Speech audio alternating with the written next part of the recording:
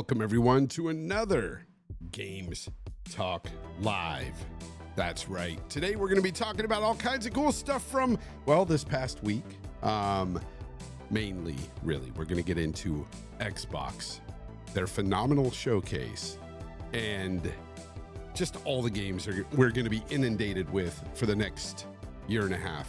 It's crazy, and I think it's going to continue to go in that direction where we're just going to have game after game coming, and those of us with Game Pass are going to be eating really good.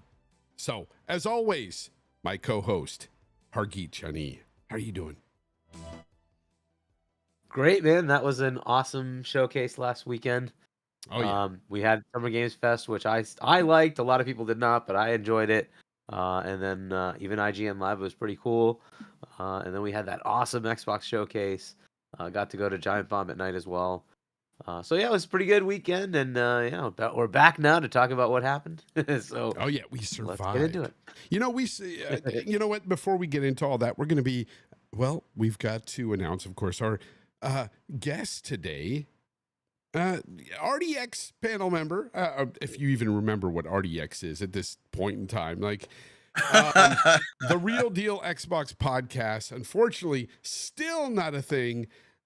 Still waiting on Dealer to stop touching grass, come back inside, and hang out with us lowlifes. No, that's not the way it is. But anyways, we are waiting on Dealer. But Dee Batch is here. Dee Batch, how have you been, man? It's been a little bit.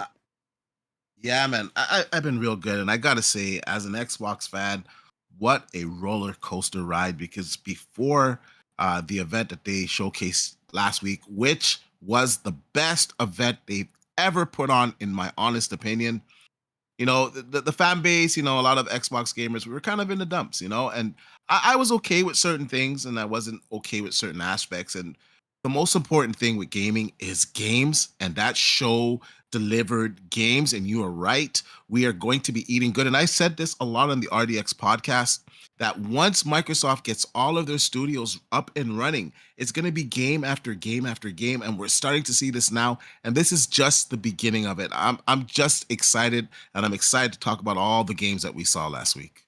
For sure. And I just want to give it a shout out in the chat to some people out there that we did get to meet live in person, Hargeet. Of course, one of my moderators here, Yodani Casada, thank you very much for being here and being there in LA. And I was able to meet you, and that was really a fun time. Also, Ashes to Ashes in the chat. He hit me up in the DMs about a week before the LA trip, and he was like, Fonz, I hope I get to, run into you. If I see you, it'd be cool. And we did just that, and it was pretty cool. I was kind of taken aback when we were there, because I really didn't think people were going to recognize me or anything, but it happened a few times, and I was just like blown away. And I had one guy even come up to me and tell me he was an Xbox employee, but also a fan, and it just blew my mind. I was like, okay. He says he watches us every week on GTL, and that's how I knew he was telling me the truth when he said he watched GTL every week. I was like, okay. And you're sure that's not Jim Tan Laundry, right? But seriously, Hargeet, I saw people coming up to you as well. It's pretty surreal that happened, but it's I'm crazy. used to it now. Yeah, you're used to it now. Look at that, Mr. Big Shot over here. I'm not, Dude, but you have to understand, like, we're hanging around Colt, right? And people recognize Colt a lot more. of course.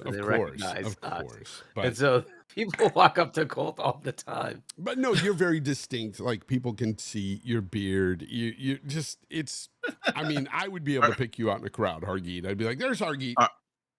Hargeet had game codes in his pocket. Oh, there you go. Yeah. No, I was wearing my shirt though. Emergence. So yeah, he was wearing the shirt. Yes, Mr. J, Fonz is back, Hargeet is back, and Dee Batch is back, and we're going to be talking about now. Well, what were you going to say? I just want to say real quick before we get into everything. Yeah. Just both of your guys' experience. Was it your first time going to these shows? Because I haven't been to one of them. Just quickly, just give me your experience. Because Hargeet said that he enjoyed the Summer Game Fest show from a Healy, and it didn't really translate Healy. good over the internet. But Healy, sorry, it didn't translate good on the internet. But he was there and he enjoyed the experience. So just expand a little bit on that before we get into it, because that's pretty cool that you guys got to go there. Got to see all these people. About that. Yeah, Pretty for cool. sure, for sure. It was my first time. Hargeet, you've been there how many times now? Several times, yeah. I mean, I've been going for 3 years now, right? So, yeah. Yeah. I mean, how was your experience this time opposed to the other times? What was it like for you? So this is the second time we had Summer Game Fest that I went to anyway. And I think the shortened window actually made it, we had an extra day last time. They did the SGF on Thursday, not Friday. And that gave us a little bit of breathing room. This time it was kind of just packed. So we didn't really get a lot of time to hang out with some of the folks because they were all lined up for all the media events, right? I think we barely got to see King and Cog. Exactly. But so it's just the way it goes. So that was a little different this time. But the differences I saw was Keeley was happier last time, and the Xbox folks were kind of in good spirits. This time, there was a swagger to the Xbox folks, and Keeley was not happy. He was not happy.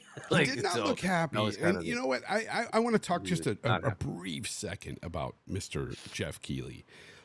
You may have seen, if you're on the socials, you may have seen a certain somebody run with this little clip from me being on XNC with Colt, where Colt is talking about not necessarily being big leagued by Mr. Keighley when he approached him, but just I think Colt's overall thing was that he doesn't give people the time of day if they really don't benefit him at all, and that's the assumption anyway behind it. And I've met with other people that have met Jeff and say kind of the same thing.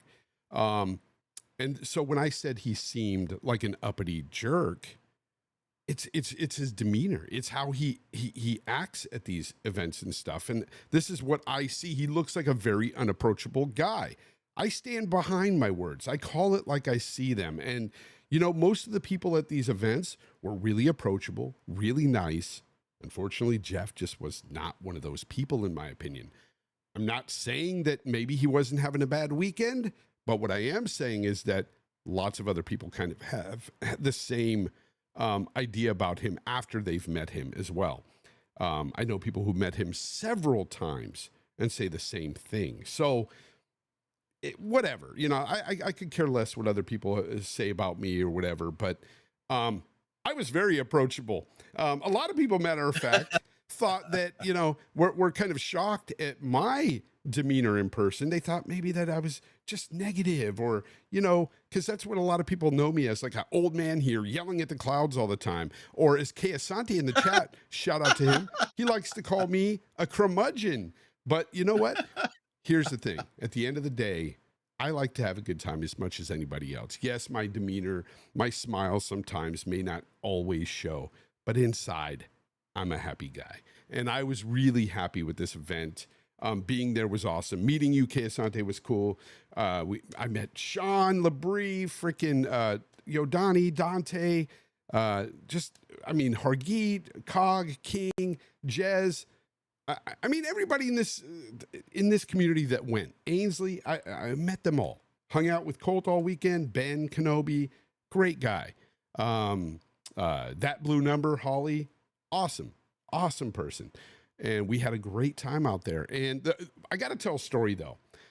The reason why I kind of titled this, that me and Hargeet kind of survived this whole thing, is because somebody out there decided to get the rest of us sick.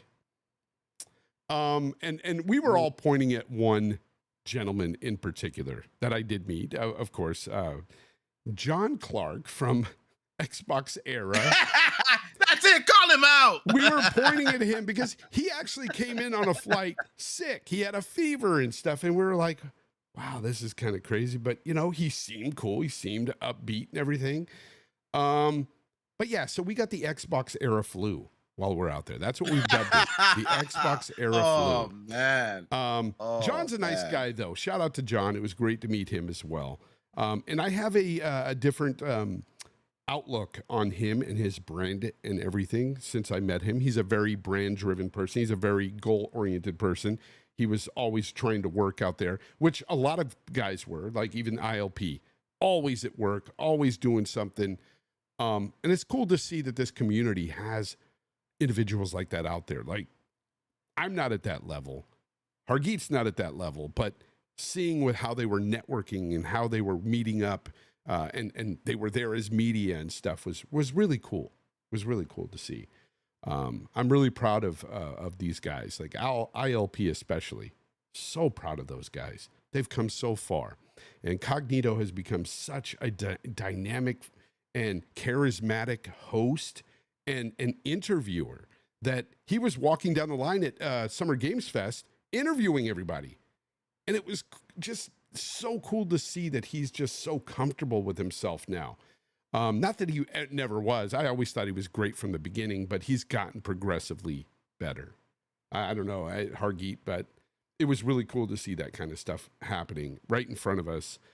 And being a part of that it was something special. But there was a story I wanted to tell about that blue number. So that blue number, Holly, it was me, Colt, his wife, that blue number, and Ben. We were all hanging out, and we decided to go to breakfast together Saturday morning. So we go to this breakfast, and they know that I'm on a ketovore diet. I can't eat anything but meat and some vegetables. Well, we go to this spot, and it was called the Cow Cafe. We had no idea that this was a vegetarian spot. No meat, no protein for me. I was upset. So I was sitting there like, whatever, I'll have some eggs. That's what I had, just some eggs. So it was boring. But after that, here's the funny part. So after that, she decides, that blue number goes, well, we're going to go to IGN Live, and it's just an 18-minute walk. Let's just walk. Okay, let's go ahead and walk. Holly, I see you, that blue number in the chat right now. We decide to walk through like the sketchiest neighborhood, and I am from the hood. In the Bay Area where I live, it's pretty bad. I've got crack smokers and everything out here by my house as well. But when I tell you that we had to walk over bags of excrement, human feces on the sidewalk and things like that, Gosh, I was like, what are we doing? And then, of all things, this is in LA, right? LA downtown. Damn. So then this guy pulls up next to us in a car, and he's in this big old station wagon. He's got tatted up sleeves, and he looks like something straight out of Sons of Anarchy. And he looks at us and he goes, you guys aren't around here, are you? And I'm like, no, we're not from around here. And he's like, well, this is a terrible neighborhood, and you guys shouldn't be walking through here. And we're like, oh no. And Colt starts freaking out, like, oh man, what are we doing, guys? What are we doing? Ben's like, what are we doing? I'm like, what are we doing? And Holly and Colt's wife are wearing these big bows, and they just look freaking ridiculous in downtown LA. And they're like just skipping along. And I was just like, we're gonna die. Oh man. We're gonna die. But we got there. We got to IGN Live, luckily. And while we got to IGN Live, as soon as we got there, we looked at each other and said, we're taking an Uber back. We are not walking through that hood. So yeah, we're wearing that awesome gamer swag, Kazante, I see in the chat, and we just looked ridiculous walking through that hood. Oh my God. It was bad. It was like little Skid Row, dude. It was not for the faint of heart. But we had a good time at IGN Live. I want to talk about that real quick too. So IGN Live, it was a 3-day affair. I only went there the one day. What I thought they put on, and this is where I'm going to give IGN some kudos. Some of you that hate IGN, I hate certain things they do and say sometimes too, but I thought the overall event was a nice thing to put on. One of the reasons why I thought it was pretty cool is because they had this arcade room, and they had a bunch of games in there, a bunch of arcade cabinets, a bunch of games on PCs that you could sit and play all for free. And they were giving out drinks, 5-hour energy shots, like all kinds of different things. There were just, they gave away a shirt, they gave away a hat. It was a corduroy hat. Pretty interesting that they went with corduroy, but hey, you know, I see you, that blue number. She says, we're fine. Exactly. That's what she said. But I became IGN Fonz that day for a day because they gave me so much free shit, D. Like, if you're going to sit there and just provide me with all this like swag and then you're going to give me unlimited Mountain Dew Zeros, you got me. You got me for a day. So they had these free sodas. So I stocked up a little bit, put them in my swag bag. Had a great time there. I thought it was fun for what it was. A little weird with the stage though, Hargeet. How did you feel about that? The whole stage thing and everything. It was, I don't know. It was a little small. I can't hear you, Hargeet. Can't hear you. You're muted. Uh-oh. Hargeet is muted. We lost him. How about now? Him. There we go. That's odd. Okay. I don't know why that muted me on this side, but okay. All right. So the way they had it set up was they had like a stage, which it wasn't a huge stage. It had like 4 seats kind of thing. You saw the interview, hopefully with Phil. That was about the size of the stage. Mm-hmm. But around it was basically just standing area. And then they had a couple of like bean bags. And that was basically it. Dude, it was so weird to see some people lounging on the beanbag too. Like, it's so crowded, right? But there's people laying there on the beanbags, and I'm looking down at them like, whatever. But it really, I guess they must have known how many people bought the tickets, right? Because they were probably not expecting a lot of people. Like, you could probably fit like 30 people in front of that stage standing, and then it was basically just it. And like, I think they need to like figure that maybe more people might show up. Some people went there because they didn't win FanFest. They went there to watch the Xbox showcase, and they couldn't because there weren't enough like actual places to stand. Yeah, Yodani was even there, and he said that they had these small Just monitors and stuff to watch it. Yeah, and it was just ridiculous. not well, set up, right? That part of it was a little, I think. Well, look, I want to say this first. Kudos to them for even trying to do something, right? Yep, So this is the that's first what time I'd they're say. doing it. Yep. Right. And like, so at least it's a first attempt. Certainly they're going to have to learn. That was one of the fails, I think. Maybe it's just the venue. There really just was no space for them to do what they wanted to do. Fine. But they kind of need to figure that piece out. It'd be nicer to have more of a stadium type thing where if you're going to do that, you have proper seating for people to sit. And they didn't really have that. It made it kind of tough to pay attention to it. It also, I don't know if like the audio was that great. Like if you were standing next to it, it was okay. I don't know. It just didn't really seem like it was a well thought out Yeah, thing. there was good just and for bad that. things about it, but I think overall it was a good attempt at trying to provide. Yeah, I some think it's a good entertainment. first step. Yeah. Yeah, Yeah, and they can refine it a lot. Hopefully for the next one, maybe find a better venue and then go from there. Right? But yeah, I think in it a was better good... area as well. Like, yeah. There's that. Yeah. Highlander 001, member for 14 months, says, I just want to wish you a happy Father's Day. Yes, thank you very much. I appreciate that. And I want to wish everybody out there who is a dad happy Father's Day. Unfortunately, this year is the first year that I don't have my dad. So it sucks. If you have yours, please give him a hug or give him a call. If you can't, let them know you love them, because I wish I could for my dad. Man. So yeah, it's tough. It's a tough year, and that was one of the highlights of my trip too. Is my dad was buried in Long Beach, so I was able to go to his grave, pay respects, and just tell him how much I loved him. And yeah, so that was fun, and I got to see my uncle, his brother, and my aunt, and we hung out for a little while before I went to the festivities. So it was all like kind of bittersweet and just, it was just a great weekend overall. It was just fantastic, man. I had a blast, except for the Xbox era flu. But I tell you what, D, you need to come next year because it was a lot of fun, man. It really was. I probably could have helped in that situation when you guys were walking through the hood there. Could have made a couple of calls. Exactly. At least got us out quicker and more safely. We could have just took an Uber, but we were stupid. We didn't.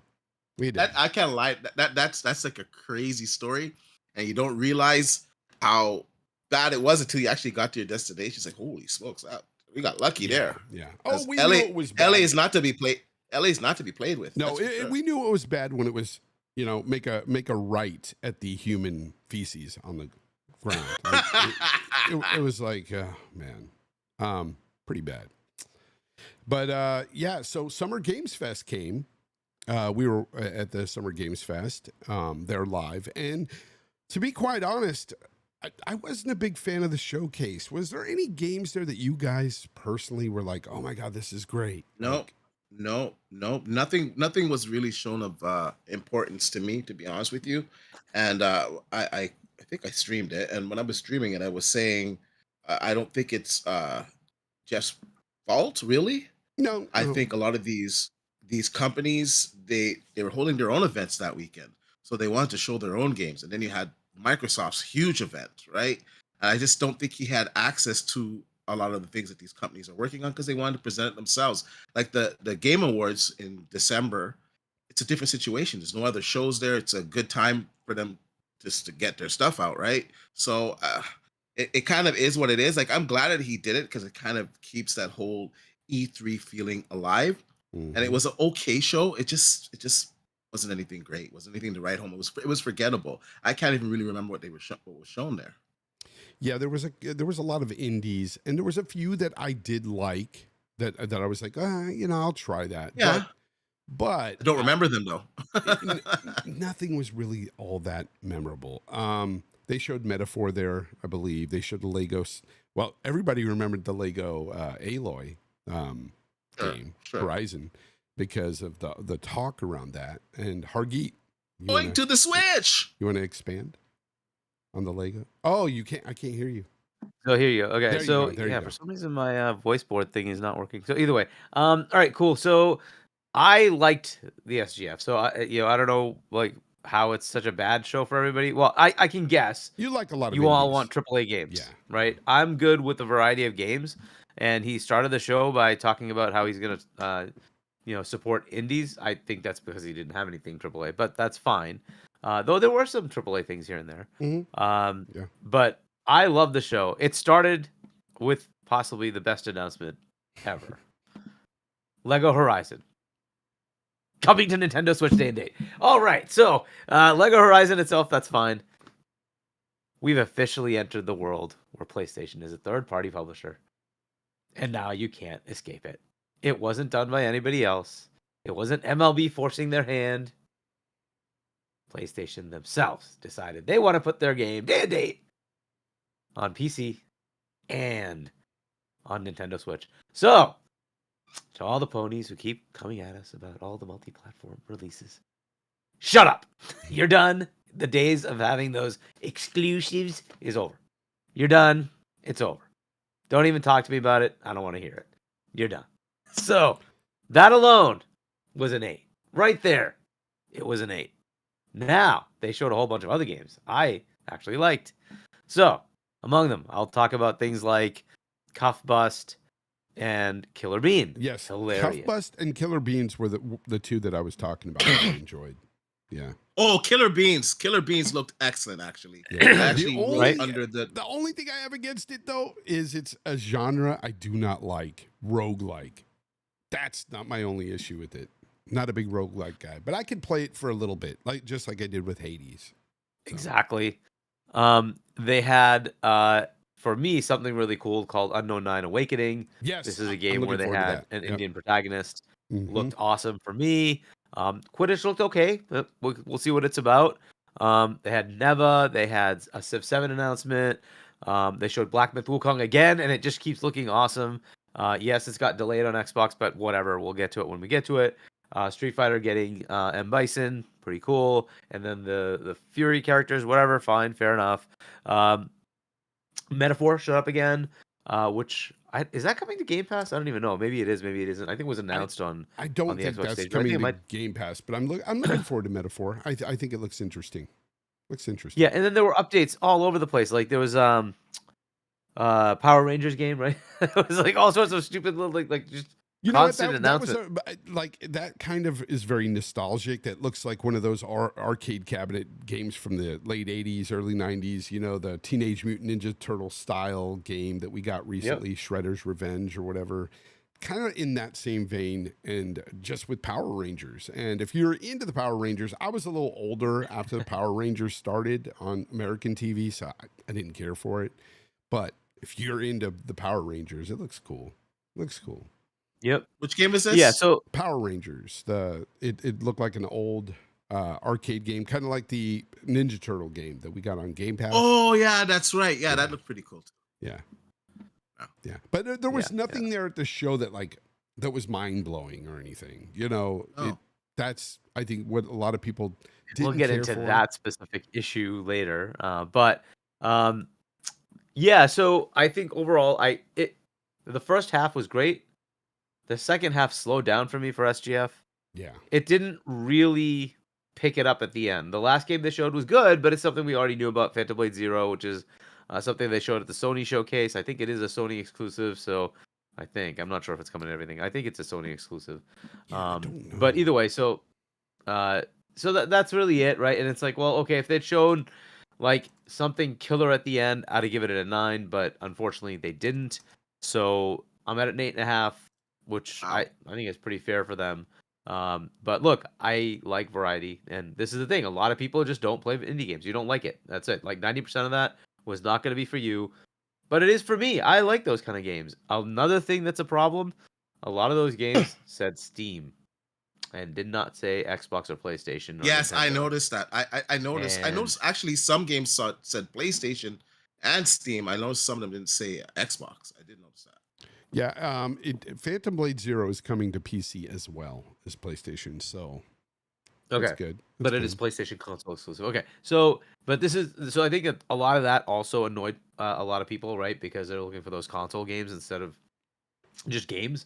And I have the PC, so I'm good. I can play it on PC. So I was fine with all those announcements. So again, I just looked for games that like look cool, and I saw a lot of games that look cool. So That's a high those ass 64 score. games. Yeah, for me it was about a 5. Yeah. I was gracious and I gave it a 6, and I think I gave it a 6 because there was a few games that were okay, and I just couldn't blame him completely because I just knew all these studios were holding this stuff close to their vest, right, to their chest. So Yeah, I just Yep. wasn't a big fan. And, overall, most people weren't. And that was evident by, not only the fact that nobody was really writing glowing articles on the Summer Games Fest, but also that poll that Keeley himself put out. It got a D overall. And I yes, think it did. that probably contributed to Jeff's demeanor the whole weekend. The fact that his show didn't do very well. Well, just to jump in real quick, because Colt said that he went up to him and said, "Yeah, I really liked the show. It was a good show." So I don't know if that's what maybe triggered his attitude towards Colt because it wasn't a good show. Colt said that to him. I don't know because it was just really bland, man. It just really was. Yeah, I just didn't care for it much. Chat, what kind of games did you see at the Summer Games Fest that you guys were interested in? Like for me, Phantom Blade Zero is one of them. Of course, I'll play that on PC. I'm finding less, and I'm not saying this is a diss to the PlayStation at all because I'm not that console war guy. But I will say this, I'm finding less and less reason to boot up my PlayStation 5. I really am. Like, I mean, I've been telling you to sell it. Sell it while it's got value. And here's the thing, like, if people want to those talk exclusives. people want to talk about exclusives, right?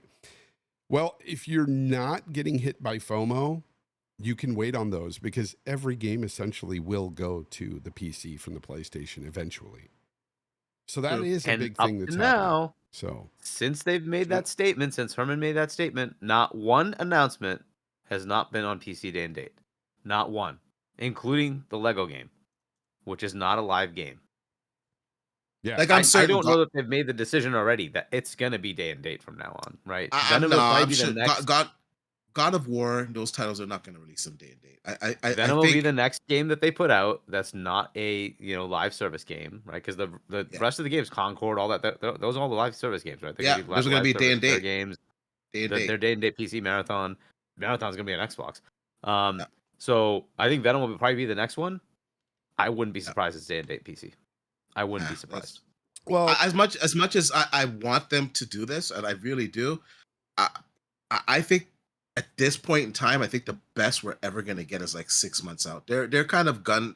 I don't know. They take 2 steps forward and 1 step back, and I think Sony just I needs think to the money realize. people have told them to hell with this. yeah. We're Well, Yeah, fucking here- up. here's but they came down and they kind of doubled down that those games are not going to come out, and I think Sony just needs to realize Did that it's a separate market. yeah, I can tell you right now, God of War, Spider-Man, I agree. these games they're not going to come day and date. They're Okay, not. I Sony's agree just with not Dee gonna do it Batch now. when he says that it's a separate market from PC. Well, there's 2 types of gamers, right? You got PC and console gamers, and they're very different.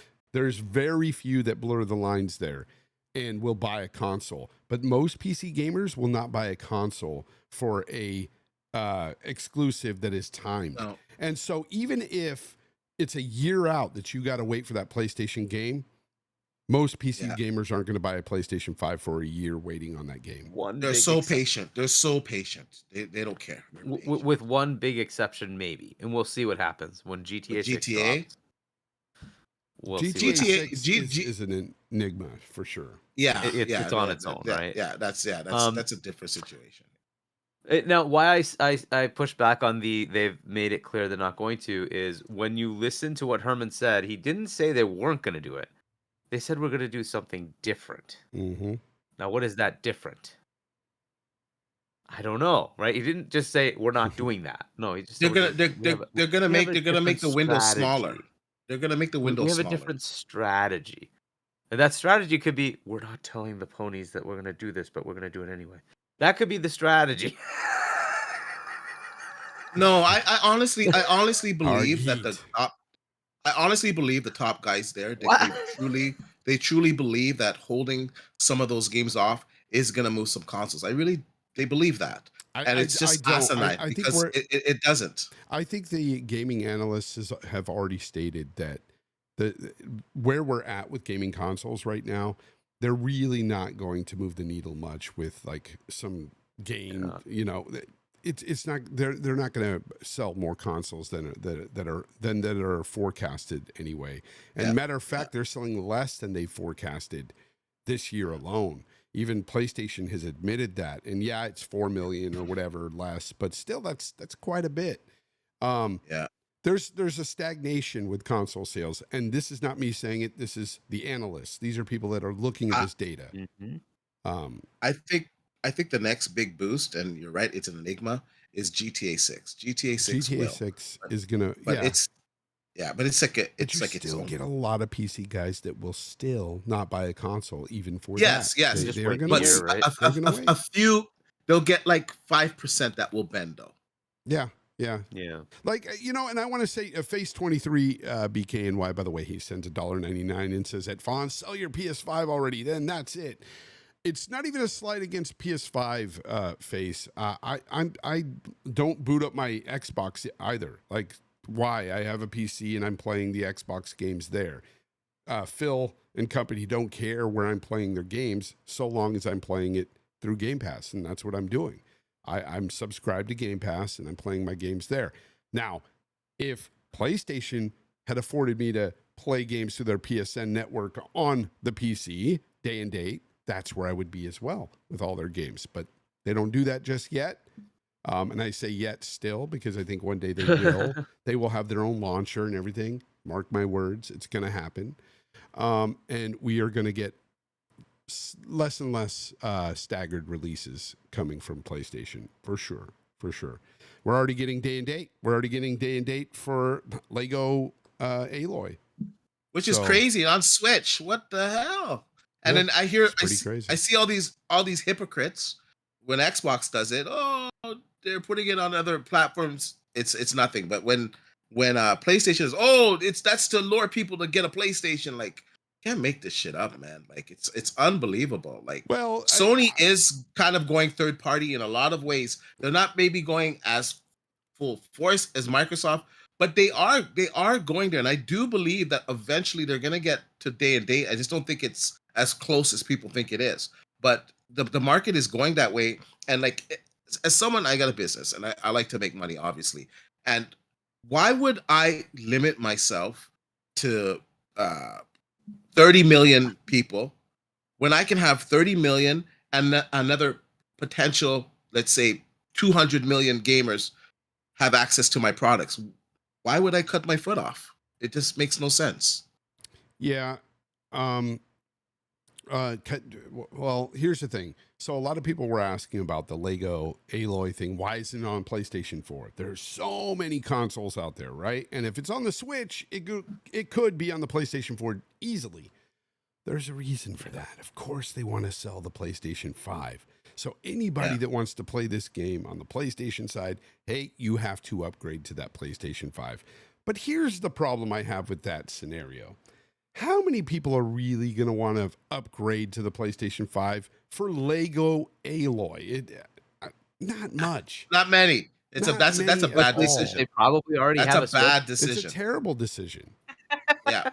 Let it rock on the PS4. You got millions of people. Like it's a stupid decision. There's a lot of people still there that haven't jumped over to PlayStation 5. And you're right. That's not okay. GTA is a game that'll make them jump up. Aloy, Lego Aloy, Lego whatever. It's not gonna do it. Aloy. Yeah. Lego games, like for me anyway. Lego Horizon. I was over Lego games back in like the late 90s, early 2000s. Like Lego games were just, I don't know, they were like fun when it first dropped, but I'm not a big fan of them anymore. Like I will say this though. This Lego game does look phenomenal. This one kind of looked like a movie. I was really impressed with the way it looked. It looked really, really you're good. talking in I'll give them terms that. of fidelity and stuff, yeah, but it looked really good. But I get it, yeah. It looks more exciting than the actual Horizon Forbidden West game was. I'll tell you that. I mean, narratively, she's so boring. This is supposed to be the first game. Like right? I bought it again on PC. Yeah, and I tried to play through it, and I'm like, why did I waste my money? I was like, okay, it looks pretty, but she's just. I'm not saying the combat and the game is not it's just if I don't care about the character, it's just for me personally, it's hard for me to get into the game. I don't give a crap about her. She's so generic. Yeah. I don't want to get on a tangent about that game, but Brigadier's Blue, thank you for the 5. He says, hi, Fonz, Hargeet, and Dee. Can't stay, but wanted to drop by on Father's Day and wish you 3 the very best. And like Fonz said, we have too many games. Yeah, that's right. That's right. So we'll get into that. Also, welcome to channel supporter Woggerman, who I met there at the man. I can't really say the showcase. I met him with everybody at dinner the first night we were there, Thursday night. Like when we all sat with Jez, and there was like 30 of us in this place, and we just had a freaking blast, man. So it was great meeting him. We hung out all weekend. He was there, different venues and stuff. Just couldn't make it to FanFest. He didn't have FanFest tickets, which is crazy because I heard he has been to pretty much every FanFest. That's how hard it was to get in this time.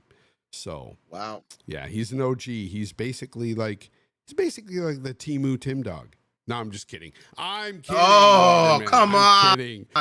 I'm kidding. No, he understands the humor. Wow. Anyways, so, the Summer Games Fest was whatever. Go ahead. Was one point I'd make about maybe after the Summer Game Fest, but look, and I hate to go after anybody, but I'm going to have to do a little bit of constructive criticism for Jeff.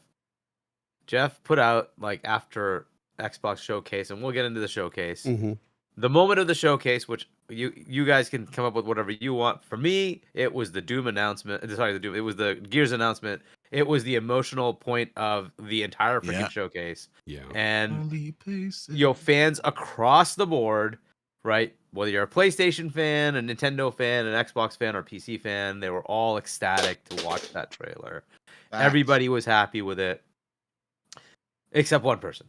who had to go try to ruin it, and that was Jeff, who had to point that, like, look, Jeff, I understand that you needed that kind of moment at your thing, fine, but you can't poo-poo the one freaking emotionally charged, awesome moment of the entire showcase arena of summer, whatever it is now, E3 time frame, by bringing up it was this or this or that. Who cares if it was CGI or not?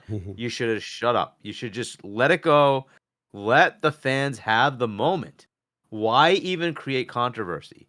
There's no point. That whole thing was so stupid. I don't care if you're right or wrong. It's irrelevant. Let the fans have the moment. The whole thing. Like, do you have to explain when Keanu Reeves comes in and people are ecstatic about it? No, who cares? Let them have the moment. Why did you have to do this? You don't have to. It might have been you were like, well, I just want to make sure. Did you do that for everything that Sony ever puts out, that Nintendo ever puts out? Why do you care? It doesn't matter. Like, just let it go. Just let it go. Like, literally, this is the moment for everybody, all fans.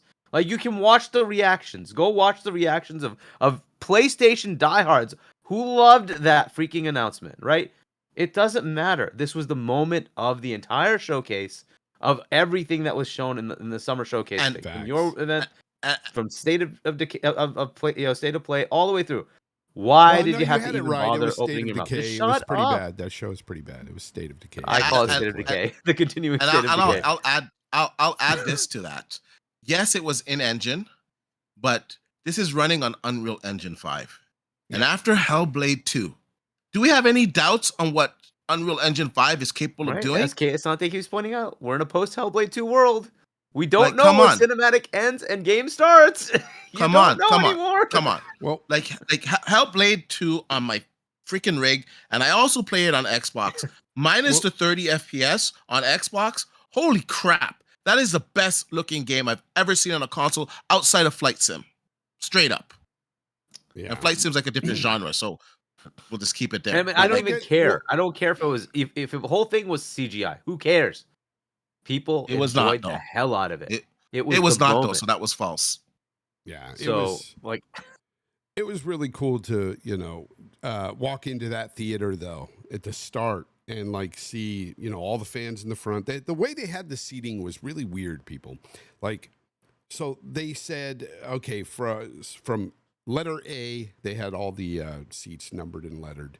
From letter A on up to J, those rows are all just the fans. Beyond that, though, was all media, which were a ton of rows. And I was like, well, there's 10 of us. We want to sit together. Unfortunately, everybody in that place that's already seated are like skipping seats and stuff. So there's ones and twos here and there. And so we would have to split up, but we wanted to sit together.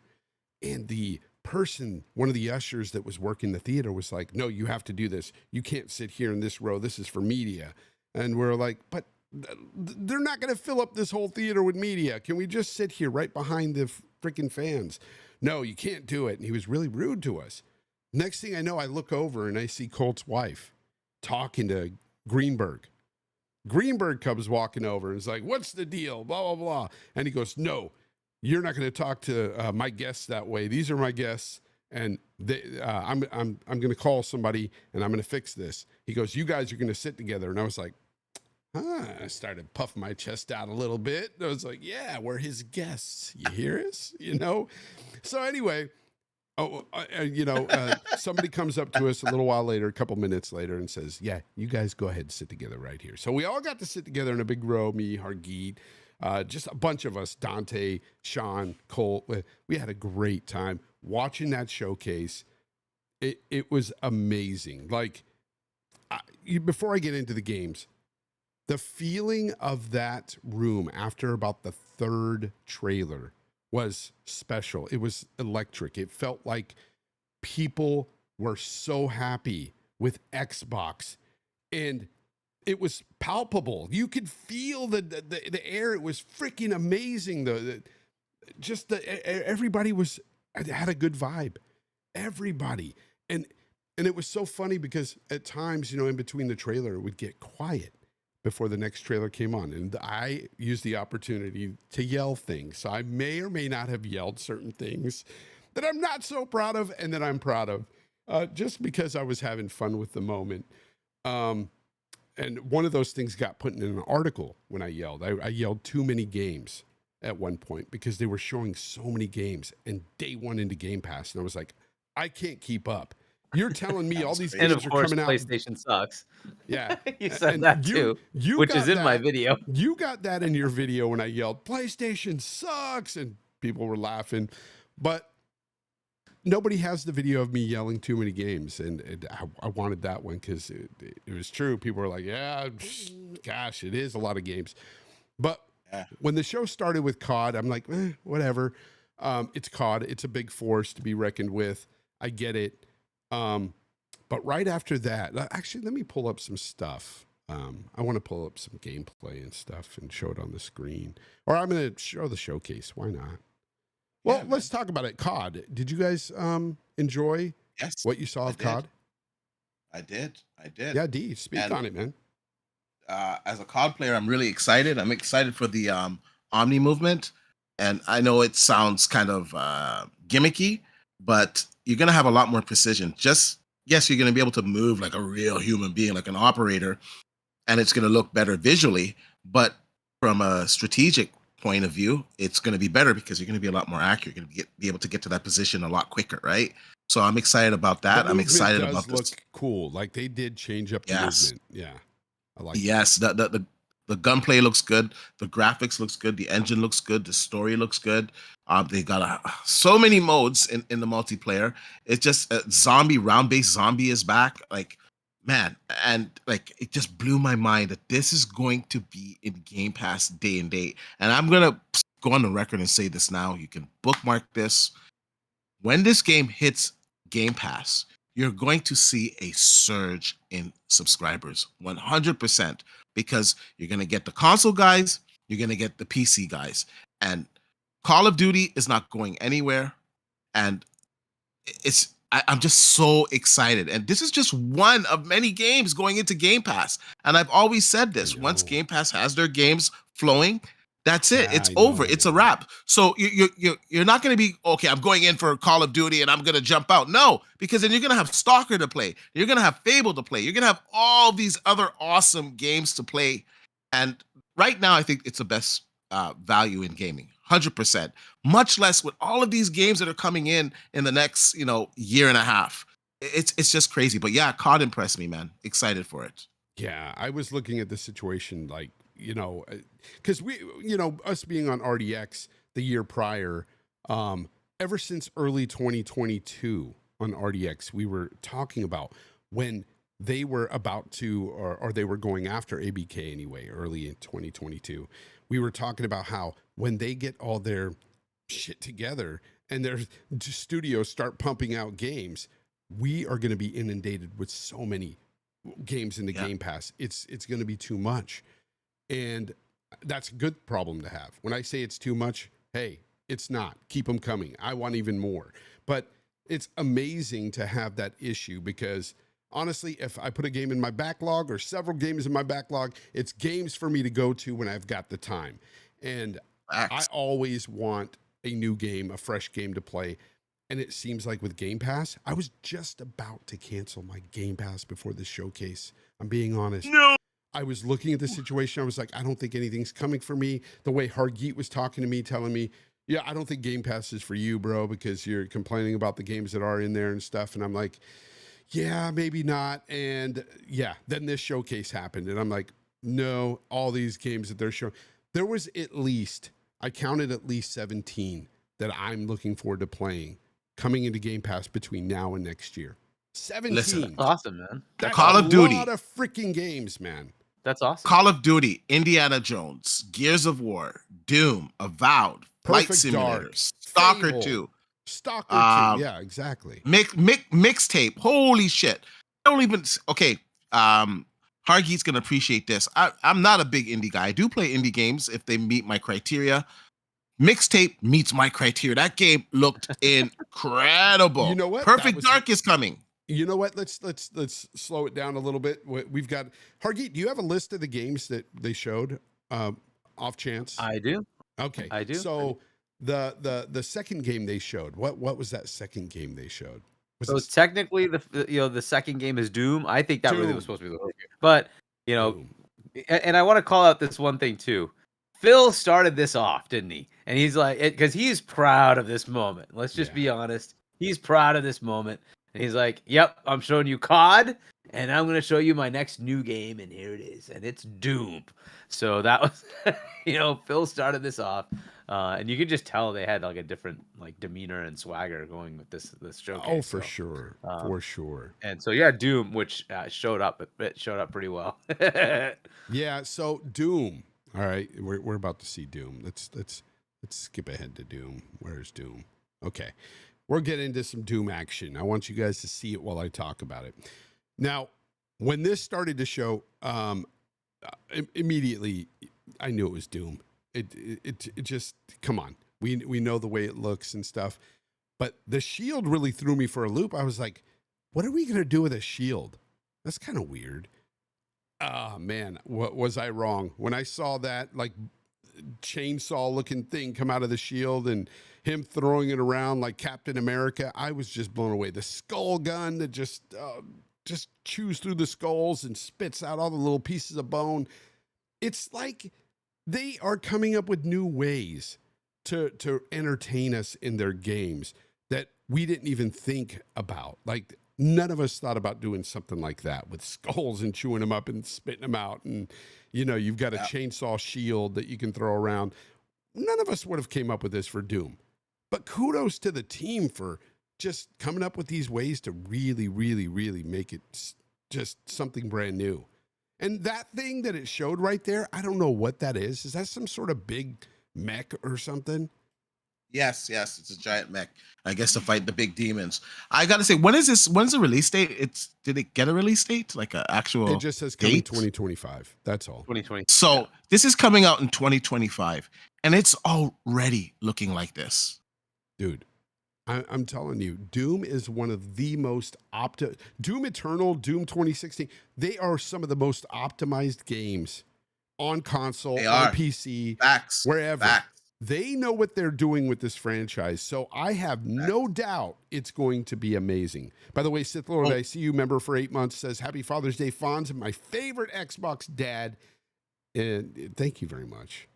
Xbox I want to say this. He says. I want to say this real quick. I noticed like Aaron and like Phil, they were all saying how they like that all of the different developers, it's being organic. They're all kind of like mixing together and sharing ideas. So ID tech, we can see it in other games. We can see parts of it being implemented in other engines and stuff. So I'm telling you, man, Microsoft has a big vision, and it's a big vision, and it's a big risk. It is. But if they can pull it off, I'm telling you, like in 2-3 years, pretty much all gamers have Game Pass. Yeah, who knows? I don't see it that way necessarily, because I still see that there's a lot of gamers out there that claim, to want to have ownership of their games, even though they really don't. But they want that ownership. So they can subscribe to Game Pass and get a discount. Here's the and thing. Buy the physical game. What needs to be done is people need to follow the whole, how we view media, video media now. We look at streaming and we're like, okay with that. Most of the general public kind of prefers that now. That's what they're going to have a hard time trying to get that mindset into people, into a lot of casuals that, hey, you can play your games in this service just like you watch your movies and TV shows. It's the same kind of thing. I know there's a stigma around it where people call it renting games. Call it what you want. At the end of the day, that's just stupid lies from morons who just want to cause console wars. The reality is people don't care about any of that stuff. Yeah. It's what matters to them, right? So some people are averse to subscriptions. That's just the truth. Right, but that's outside a small percentage. That's not a very big percentage. It's a small percentage of people. Yeah. The vast majority of it though is people play only a handful of games, and those games they already have. And they're like, I don't need to subscribe to anything. I'm good. I'm playing like my Fortnite on my Switch or on my, my telephone. Yeah. It doesn't really matter to them, right? They're playing the same game. They're happy. If they wanted to branch out, that would be a thing.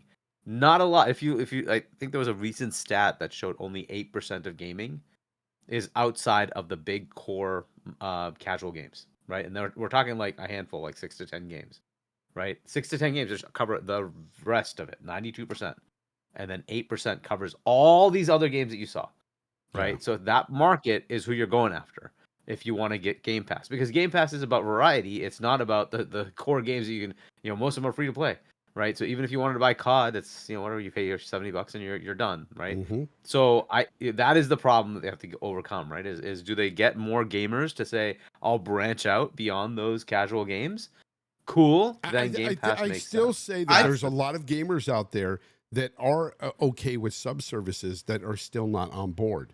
And I think there's still some out there. If they need it. Yeah, I think there's still some out there that could be persuaded to come on over. And I think it's still a that big showcases, market. It's still a big market. But I will say showcases like this, where you're inundated with Game Pass Day 1, Game Pass Day 1, after every single trailer, it makes you open your eyes and go, holy shit, I've got to be subscribed to Game Pass. Like, but it has to be something that people actually go bother looking see, at, that's the right? whole thing I want to get at.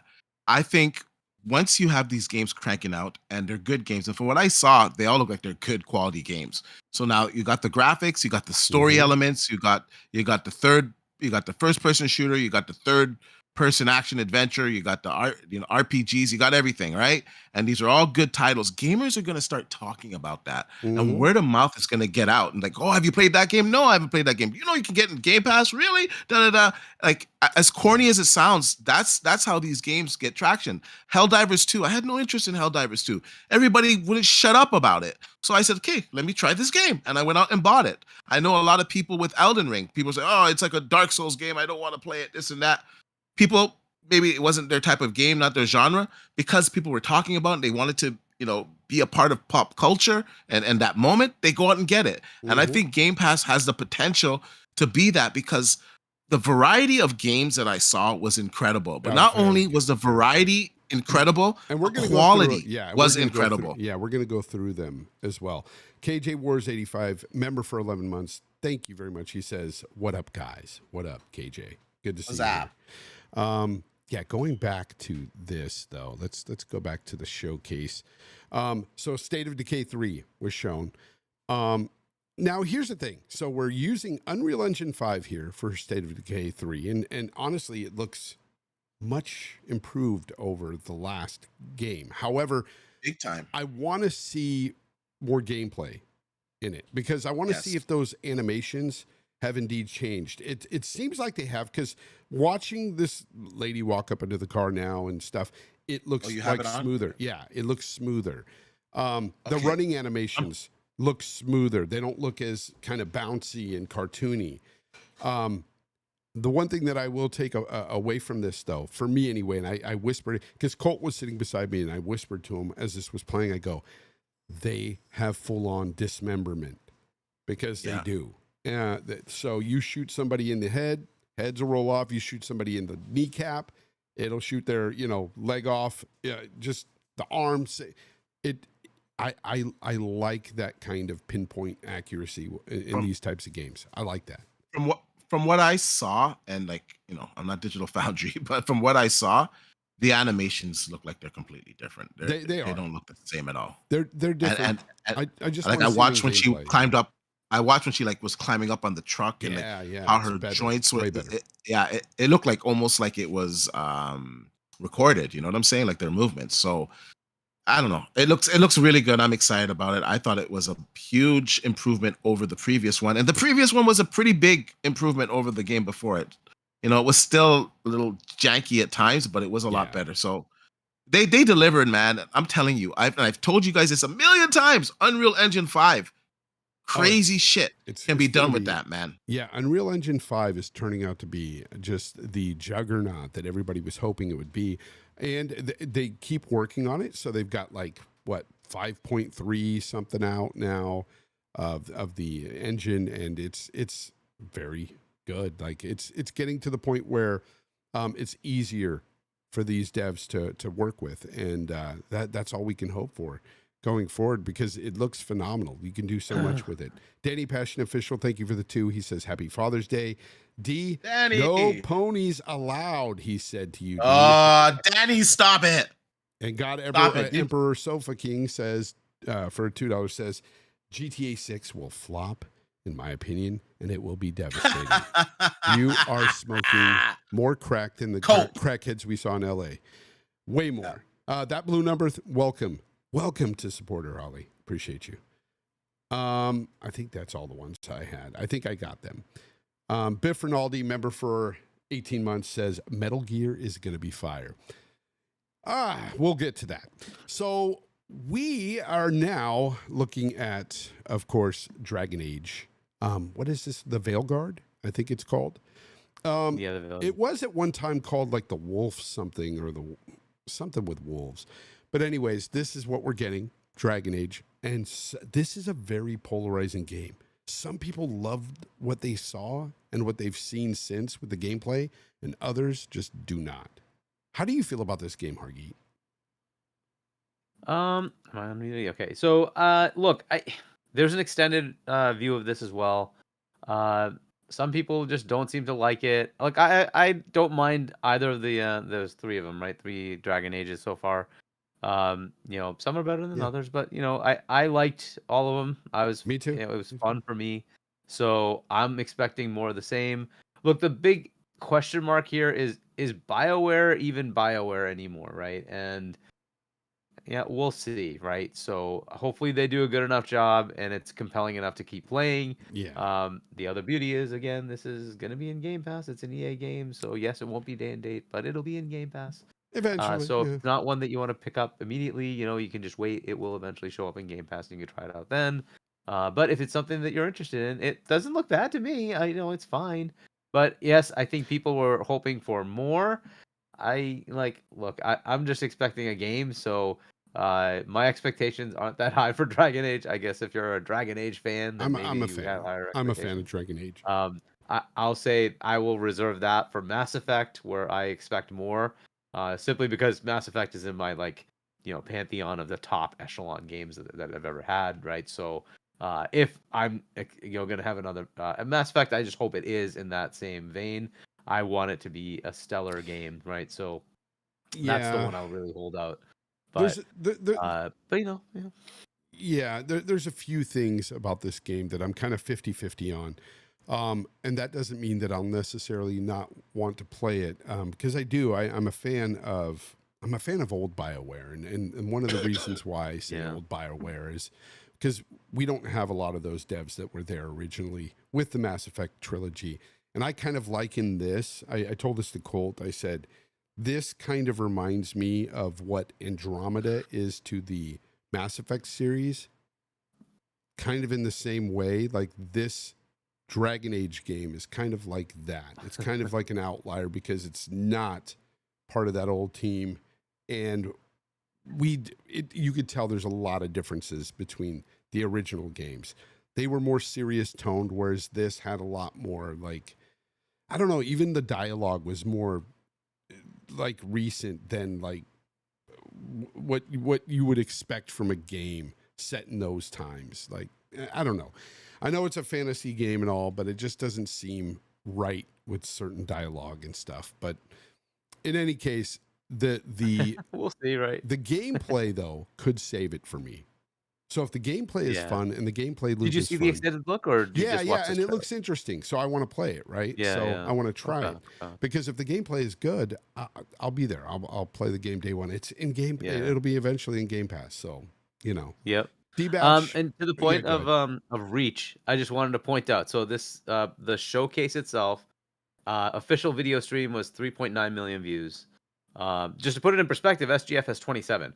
And wow. To put even if you take all the restreams and all that, let's say it's 6 million, right? Versus 27 for SGF. And that's still a very small fraction of the players out there. We literally are talking billions of players out there, right? And that's how many people cared about this. That's my problem with the idea that this is going to matter. Game Pass. No, until people everywhere even have the inkling of what that even means, it won't matter, right? Because most of them don't care. They're not going to I watch. love the way that they did that in the showcase, though. I love the way that they had in Game Pass Yep. day one. With all Yep. these games that are going to Game Pass. And I you think- saw I how think much engagement. Go ahead, sorry. No, I was gonna say, I think what these games hit, though, I hear what you're saying, but once these games hit and they're hitting back to back, and journalists and IGN and don't GameStop know. and I don't they're all know. talking about it, I think it's gonna maybe not that specific game, You're right. but the rest of them. No problem. Yeah, you're I just to give you a contrast, right? Call of Duty, which was in that showcase, that alone has 55 million views. Just the Call of Duty piece, separately from everything else, Call of Duty has 55 million views. which It does not say Game Pass at all. there's no Game Pass logo or anything. It does in not that? say at all. Doesn't even say That's Xbox. weird. That's weird. 55 million. I don't understand that at all. Okay, so that's the difference we're talking about here, right? So it might matter to people like us, we're the 6 million, right? Versus the rest of gaming. They I don't think care. what Dee Batch They is don't talking care. about, though, once articles get put out there, once people are Again, talking who's about gonna all read these games with Xbox, the conversation is going to be had that they Yeah. are all in Game Pass as well. That's going to be a common With thing. the same community, right? No, not the same 20-ish community. million, 30-ish No. million. No, maybe at the 50 end of the million day, people. at the end of the day, what we're it all is. gamers, and the reason why Xbox gets trounced is because they didn't have games. Now they got fucking games. It's a different story. It's a new ball but game. so that same community that's gonna look at it is the same community, right? Yeah, so but maybe you can attract some I could PlayStation point out. customers I could over. point out I'm not as certain people pessimistic that as aren't you are part on of. this. I can point out certain people that are very casual that I know personally that aren't part of this community. They don't know Yes. what I do here. They don't watch me, but they hear the news. They hear the stuff going on, and Game Pass will be something that will be eventually talked about. Do they Yes, play on I one of do the believe consoles? they need to. I think they need to push it more. I think they need to. For some reason, not having Game Pass or even Xbox written at all during the trailer is weird. That's odd to me. I It's haven't not. watched I it. asked. They can't do it. Why they can't can't they do do it? And I don't know what the exact answer is, whether it's regulatory or whether it's contract. That is but they can't do it. crazy. They own it. So they can't do it. They can't do it. And so that's kind of where they are. They can't. They would love to, but they can't. So you're not going to see Game Pass logos.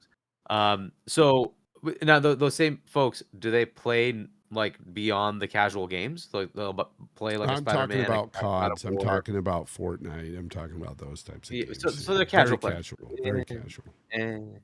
You have to make But a still, pitch. they that's hear make the sense. stuff Well, that's going fine. on. They hear like, oh, I heard all the Xbox games is coming to my PlayStation. They told me that, and I'm like, no, that's not quite true. And I had to But explain it does to it them, but matter? they heard it.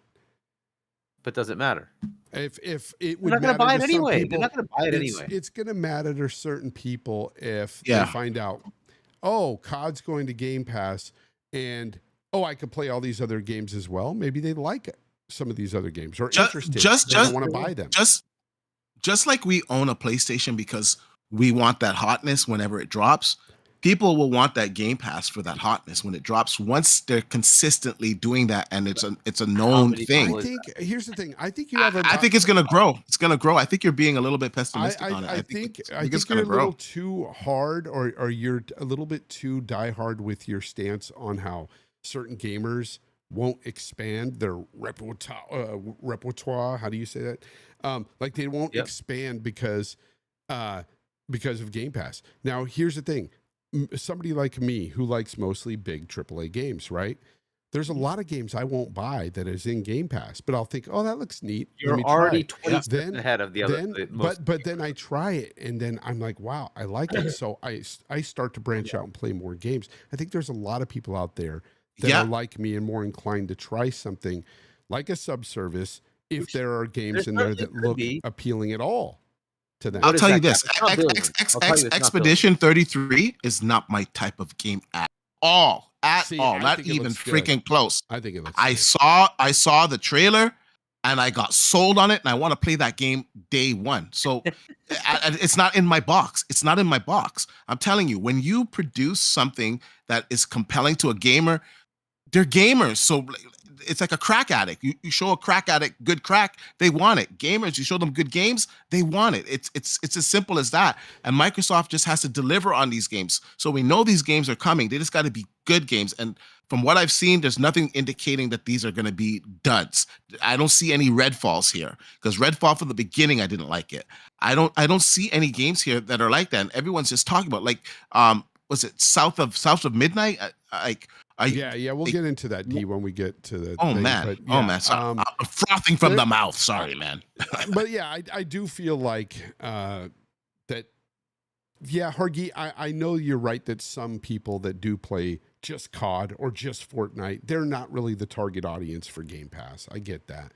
But I do think that there's people out there that may only play a few games a year that will subscribe to Game Pass, or at least try it if there are games that are at all appealing to them.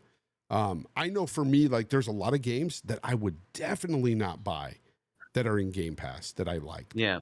And I'll still say I wouldn't have bought it. You know? Yeah, and we'll see what that amounts to, right? We don't know that it's going to be Yeah, a we don't. substantial amount. I don't know that it's going to be a large amount, right?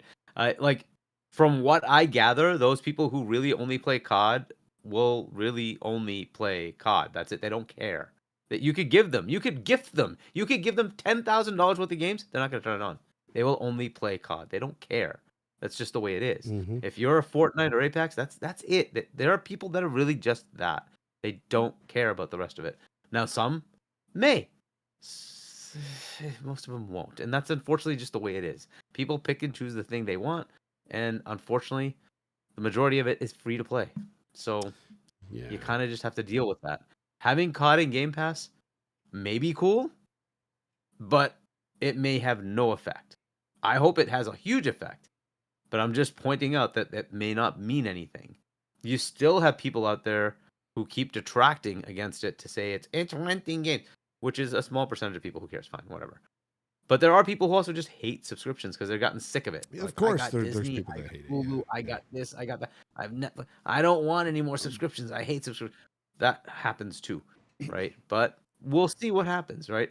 It's such a good, compelling service if you take advantage of it, right? If you play a lot of games.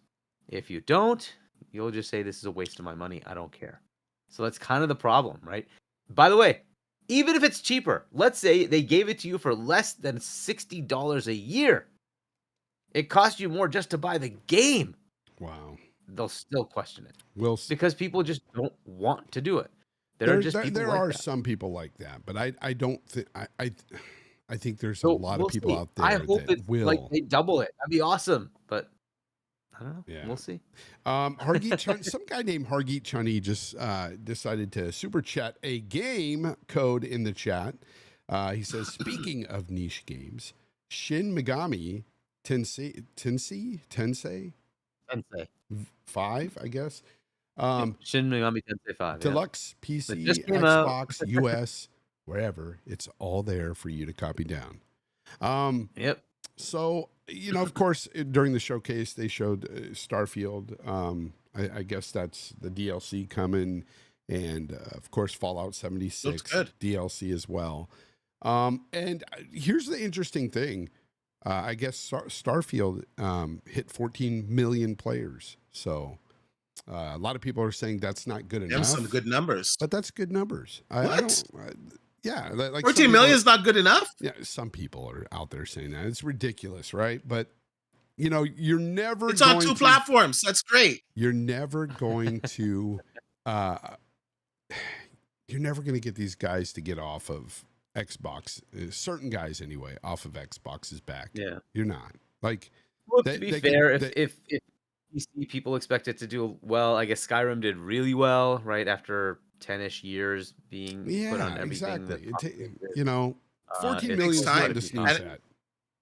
No. Yeah. And it's also you can't compare it to the previous games that were on more hardware, right? This is different, and it's a new gen 2 with a smaller install base. When some of these games came out, those install bases were huge. It was at the peak of those consoles, so you can't compare it. But 14 million? Are you kidding me? When is 14 million a bad number? What the hell's wrong with people? Fanboys, what are you gonna do? They're there. Now this I mean, Fallout and God of 76. War Ragnarok were not selling a lot, so Well, it's because it's not half the game the 2018 game was, but okay. Fallout you know, I was 76 just is doing analyzing well the as market. well. Fallout Is 76 it? Is is it? doing good. Yeah, yeah. So a lot of What people is seem to be 20 playing million? it. Yeah, a lot of people are playing it still. So it's really good for Fallout. The TV show really catapulted that franchise. It's just a shame they didn't have Fallout 5 ready for that show. That would have been amazing. Or, you know, even the DLC wasn't ready right away, and that would have been really good for the franchise as well. But yeah, so this game that it's showing on the screen right now, what was this? Yeah, this is the what was this one called? Hargeet, you got the list there? I forgot what this one was. It's interesting though. It's like when you turn 33, you end up. Refuted. Yeah. So Yeah, yeah, so okay. So Starfield, we had Fallout 76, then we had Claire Obscure Expedition 23. Yeah, 33, sorry. 33. 33. Yeah. Expedition 33. So and then, like yeah. you hit the age of 33 and you're gone. That's it. So for yeah, each age, right, that was written on the thing, yeah, that's you crazy. go away. you disintegrate, and every year they try to go and get this relic so that they can rid of this curse. It looks cool. It looks really Every year, interesting. It looks really it looks interesting. it looks. First of all, the art style, the graphics, I like. Mhm. Stories. It's a different type of story. I never encountered a story like this. And like I was telling you guys, this is not my genre at all. I don't play games like this. But they sold me on the presentation. They completely. This looks like there's exploration. Looks like it's got a pretty good story. It has good graphics. I saw a part where she's under the don't- water. You don't like This looks turn-based. fantastic. I take it. No, I don't. Expedition 33. This looks good to me. I'm down to play this.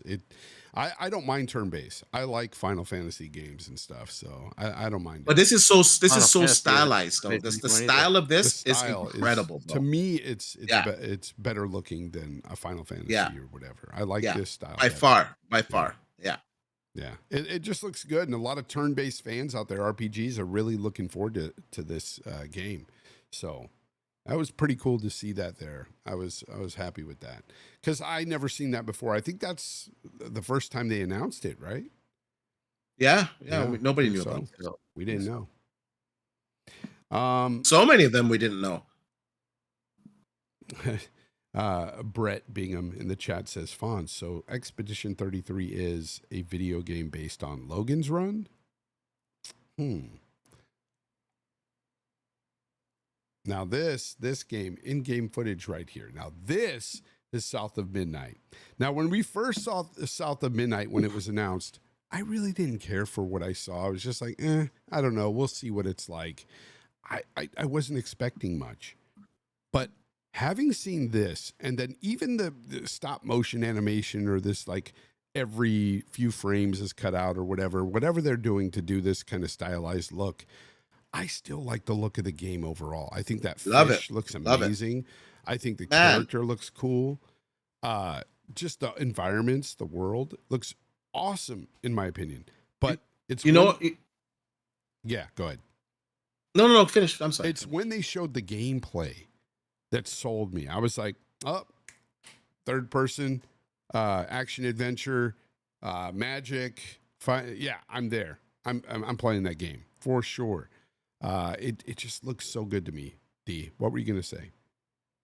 I was saying to one of my buddies after the show, I said, finally, gaming has got to the level that I want it to get to. Finally, it's getting to the next gen. Because years ago, we watched games like this, and it was CGI. And we're like, oh, it's just CGI. I can't wait till the day I actually play a game that actually looks like that.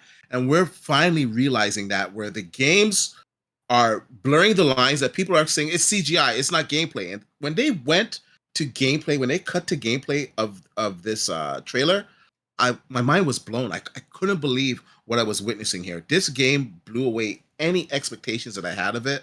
And for me, this, apart from Gears is Gears, but this was like a moment for me of the show. One of the top moments. Oh, and me too. I think it's going to be a surprise hit, man. I agree. And the fact that they used that little weird frame skipping tech in this game, it during the gameplay though, it's 60 frames. You can tell. This is 60 Yeah, it's just a frames per character. frame. It's just the characters themselves that do that. And Not that's even the birds. Like the birds are flying at like 60 FPS. It's just her and like the enemies that she's yeah, going against, yeah, and I she's like it. actually fighting them. Everything else is moving at 60. But that's the whole style of it. And I think it kind of gives it that three-dimensional kind of feel to it. I don't know, man. It just It I don't know. I've looks never seen good, anything like this man. before in a And game. this coming from Compulsion blows me away. I was not Yes. expecting this from Compulsion. Like everybody was kind of writing them off in this game. Like I feel that way anyway. I felt like everybody was just like, it's going to be a small indie game. Yeah, it could be good, but you know, it's Compulsion. That was like the See, saying. It's Compulsion. But what is going on with Xbox right now? And what we're hearing about is how their teams are working together. And you hear about that in their deep dives and stuff. They're getting help from different teams. So they're doing exactly what we wanted them to do with all these different teams. Hargeet, what did you think about this game? Yeah, it showed up really well. The gameplay mechanics look pretty cool, like gliding around, flying around. This is like some awesome stuff. I don't know if you like learn more things as you go along, but yeah, it looks good. Look, I wasn't expecting this to not be good.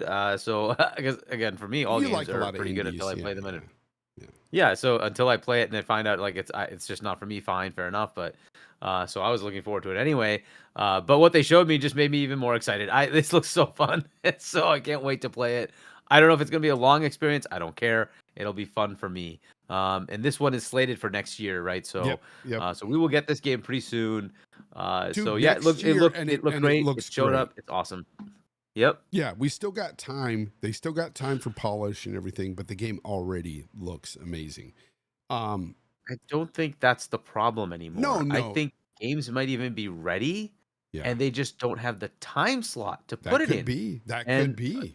and so those 25s might Yep. be that we've got extra time. You can do more stuff if you want to, but even if it's finished, we just can't give you a time slot this year because we have too many games. Yeah. And that's kind of where we're going to be now. I don't So know they're going how to have stuff in their back pocket to be able to put out when they need to, because that's just the way it is. They have too many games. Yeah. Yeah. It was pretty interesting to see a World of Warcraft trailer in an Xbox showcase, but hey, they own them. Highlander001 with the 5. Thank you very much, brother. He says, my brother got my nephew his first Xbox and 3 months of Game Pass. He loves Together games, and he loves EA Play is included. EA Play is included, and Game Pass with Game Pass. Yeah, I mean, Ultimate. New Yeah. Gamers is an awesome, cool venue to take on. Yeah. Obviously, always there's new people coming into gaming. Yeah. But if you want to attract the ones that are out there, yeah, it just depends. Yeah, Right. of course it depends on the gamer, but again, you got to get people in that mindset. The gamer in that mindset of subservice is good, just like people are with their video media, whether it be TV shows or movies. Today it kind of seems like everybody's got a Netflix account, or they're watching something on these streaming apps, and it's You that you way. can Yep. listen. I don't understand why people are so hung up about this. Yeah, I have a lot of original media. I got to be honest. My games, uh, man, they're pretty much all digital these days. Apart from like the sports games, they're pretty much all digital. But media like Blu-rays and stuff, yeah, I have a bunch of those too. But let's just be honest. If there's anything that you want to watch, you can find it on the net in like a Oh, million true, and one true. places in HDR quality and 4K quality. It's really much ado about nothing. If you want, you can download them, stick them on your hard drive. You got them forever. So like, Yeah. come on, get over it. Serenity in the chat said, I want WoW on Xbox. And yeah, they do need to put World of Warcraft on Xbox. I think one day they should figure that out and put it on the console, because I think it would draw in even more players for them. Why do you think they haven't? I don't know. I don't know if it's remember before we were talking about this, I think last time you were here, and Hargeet might have said something like that it takes time because of BattleNet and all that. Maybe it's something to do with that. I don't know. Well, it takes time to port the game, right? That's just it. It just takes time, right? And that isn't their first priority. Their first priority is to do the trilogy of stuff that they're supposed to be putting out. So even if they give that to somebody else, they have to go find somebody else, give them the code, and then have them port it over. which okay, somebody could take that on, but that's legalese. That's getting a studio that's willing to do it, right? And that itself could take 3 to 6 months, and then you sign up the paperwork, and then you start doing the work, right? Just expect that to take a while, and a port of this kind of magnitude could take a couple of years, right? So just keep that in mind. I mean, don't expect things to just turn around immediately. It's been 2 weeks. Where's my game? It's like that's not gonna happen. You just have to deal with reality. Here's Biff Rinaldi's game, Metal Gear. He said it's going to be fire. This is, of course, a remake of, I believe, Snake Eater. I believe, but they're calling it Delta instead, and a lot of people are speculating that they're just going to run with Delta and have maybe a trilogy of games that they remake, you know, the first 3 games, and they're going to call it like Omega, then Alpha after that. So I don't know. We'll see. But what I have to say about this game is, while it looks like Metal Gear, there's still that Metal Gear jank animation in the movements and stuff. I don't know. I don't know. It just looks kind of stiff to me at times, but I'm still going to play it. I like some of the Metal Gear games anyway, especially the first games.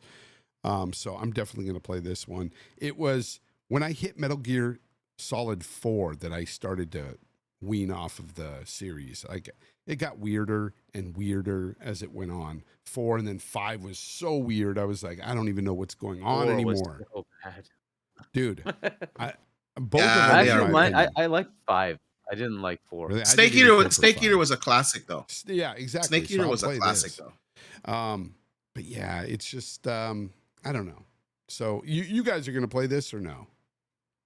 Yeah, I'm gonna play it for sure. Yeah, it looks fantastic, man, and it's giving me the itch for Sam Fisher, man. So this is what we got. Which was not announced. No, which was not announced. We didn't get any of that. We also didn't get something. Some people were, even speculating that we were going to get a Killer Instinct 2 this show, but that didn't happen. There's a lot of stuff that was cut. So I've heard that there's another show in the works with a lot more new stuff coming. Xbox has games, people. Games. What a problem to have. What a problem to have. Yeah. It's a great problem to have. And again, for me, I don't care where the games are at. Could be Xbox, PlayStation, PC. I just want good games. And this is what they showed me here at this showcase. That is the underlying statement I think they made is, look, we have amazing games on our box. Yes, it's in Game Pass, and some of these games might go to other platforms, but make no mistake, these are Xbox games. That's what they said. And to me anyway, that's what was spoken in volumes. And I'm happy with that. I'm good with that. It's about damn time. Like, how many years have we been waiting for games to Xbox? Now we've got such a plethora of games. Flintlock, this game looked great at the showcase. And when I seen this originally, the announcement, I wasn't looking forward to this game at all. So this got me to download the demo, by the way. I downloaded the Flintlock demo, and I just have to say, I really enjoyed it. I'm going to play this day one. Of course, it's in Game Pass, so that's cool. But I enjoyed this game, this demo. Did you guys try it, Flintlock? No, I didn't. Dude, the demo's on Steam. Try it. Yeah. It's fun. I mean, it's coming out next month. I'm just gonna wait. Yeah, that's fine. I have too many games in my backlog. Oh, there you go. And that's going to be a problem for everybody. So it's keep getting worse. I had one guy tell me that he hated this game, this demo, and that it ran like crap. I didn't have a problem with any stutters or anything that he was talking about. Honestly, I thought this was really well optimized. I was getting over 200 frames with all the bells and whistles on. So. Oh, are you playing this on your PC? That's why. Okay. Yeah. So I didn't have a problem with it. And this guy said, "Oh, I got a 4090 and I had stutters." And I go, "Well, something's wrong with your 4090 or something's wrong with your rig or something's going on because the game itself is not running like that." And then I even looked at ACG. He did a video on the demo. He even enjoyed it and he didn't have those problems. Now, is it perfect? No. There's a little jank to it here and there, but I thought it was smooth overall, though. I didn't have much issue. I think it's a really It's a month fun away. game. It'll be out soon enough. Yeah, And it's what? Day and date Game Pass. day and date Game Pass, right there. Play it day one with Game Pass. They kept saying that through the whole dang show. So I don't know. Now you gonna play that, D? You gonna play the Flintlock?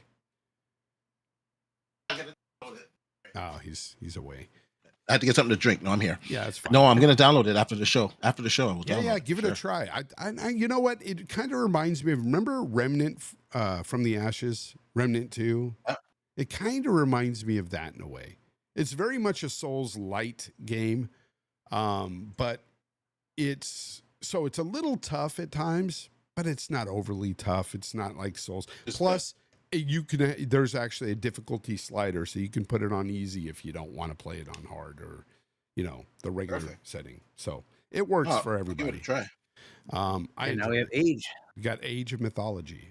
That's what's up on Which screen looks now. pretty cool. I don't know if you watched the extended on that. No, so I like it. So It looks I'm pretty not. cool. I'm not personally. It's no hate. I think it looks great, but I'm not a big strategy fan. So, for those of you that like that, though, I heard a lot of people talking about this game. This is high on their list. Good, man. Of one of the best Tara games. looks even more good At the show. Yeah, really good. I've heard people say that too. They said, I don't even want to try this one because I'm waiting for the other one, that Aura. And sadly, they're both coming out in the same month, which sucks. This is coming out in like the 5th or 4th or something like that of September, and that one's coming on the 24th of September. Have you seen the list of games coming out from July on through December? There is way too many games. Way too many. And I'm here for it. Damn it.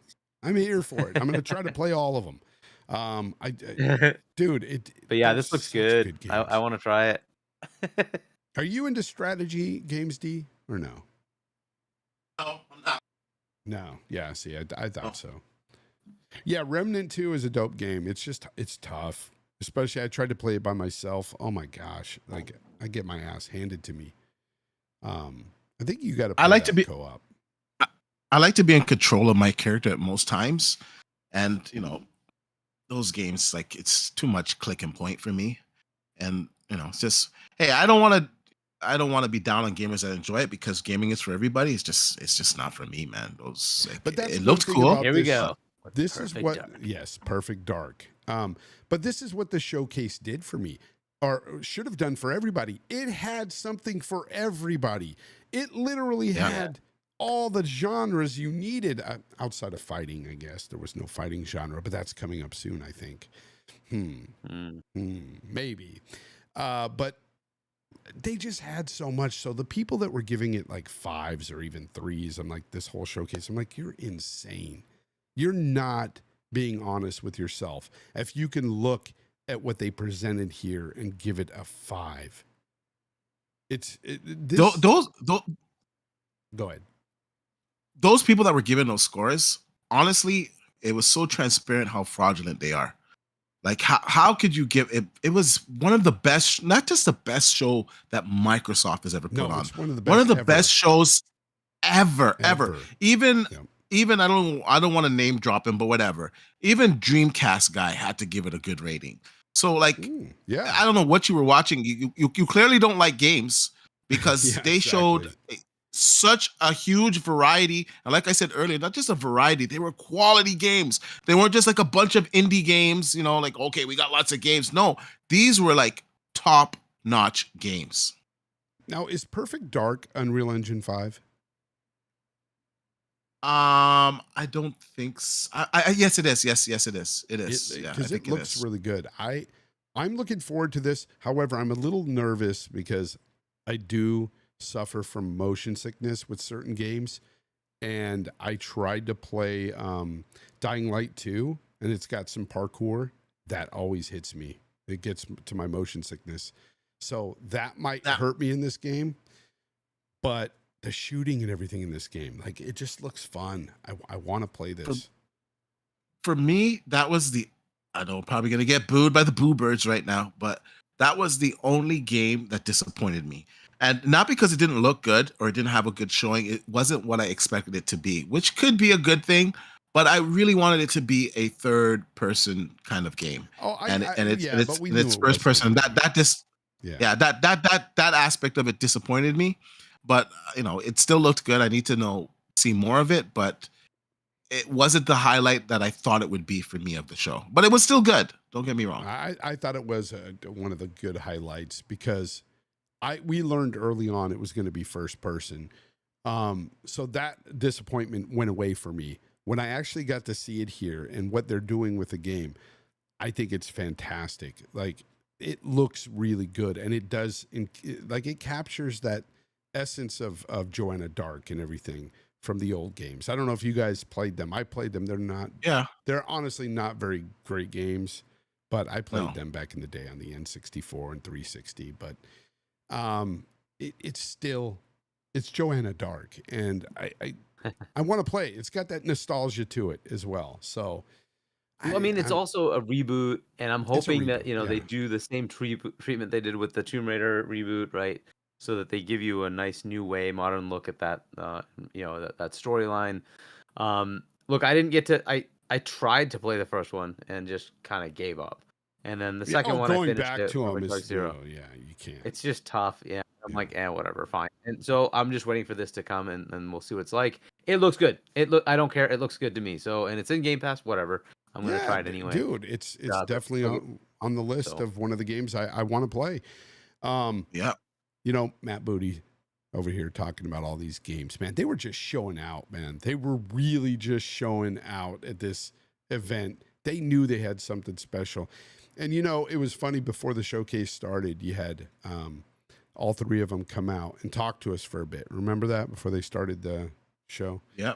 And I was just sitting there going, man, this is going to be special. I have the recording of it. If anybody wants to watch it, it's up on my channel. Yes, go to Hargeet's channel. Hargeet recorded a lot of crowd reactions to stuff. And that was a good thing to do because not a lot of people did that. I don't see anybody else doing that. Slow down. Hargeet, you got a channel now? Yes. He's had Hargeet Chiny 1 is the channel. So if you want to go to youtube.com/HargeetChiny1, you can put it in the there. chat. Put it in the chat, Hargeet, so people can subscribe. He's making more videos I didn't even know and stuff, and I like what he's doing over there. And you guys go out there and support him because Hargeet has really supported the community forever. So you guys gotta support him, man. Yep. And buy the book. The book is in my description or behind him on the video that he's displaying. Yep. Shop.chani.us. You can pick up my book. It just points to Amazon and Barnes and Noble and all that. You can pick up the book if you want. If you want a signed copy, I have that there as well. Support Hargeet, man. He's done so much for the community for so long. So he's one of the most generous guys in the community I've ever met. Now this Diablo 4, and Diablo always has some of the best cinematics. Honestly, like, their cinematics are a cut above most developers out there. They just, I don't know.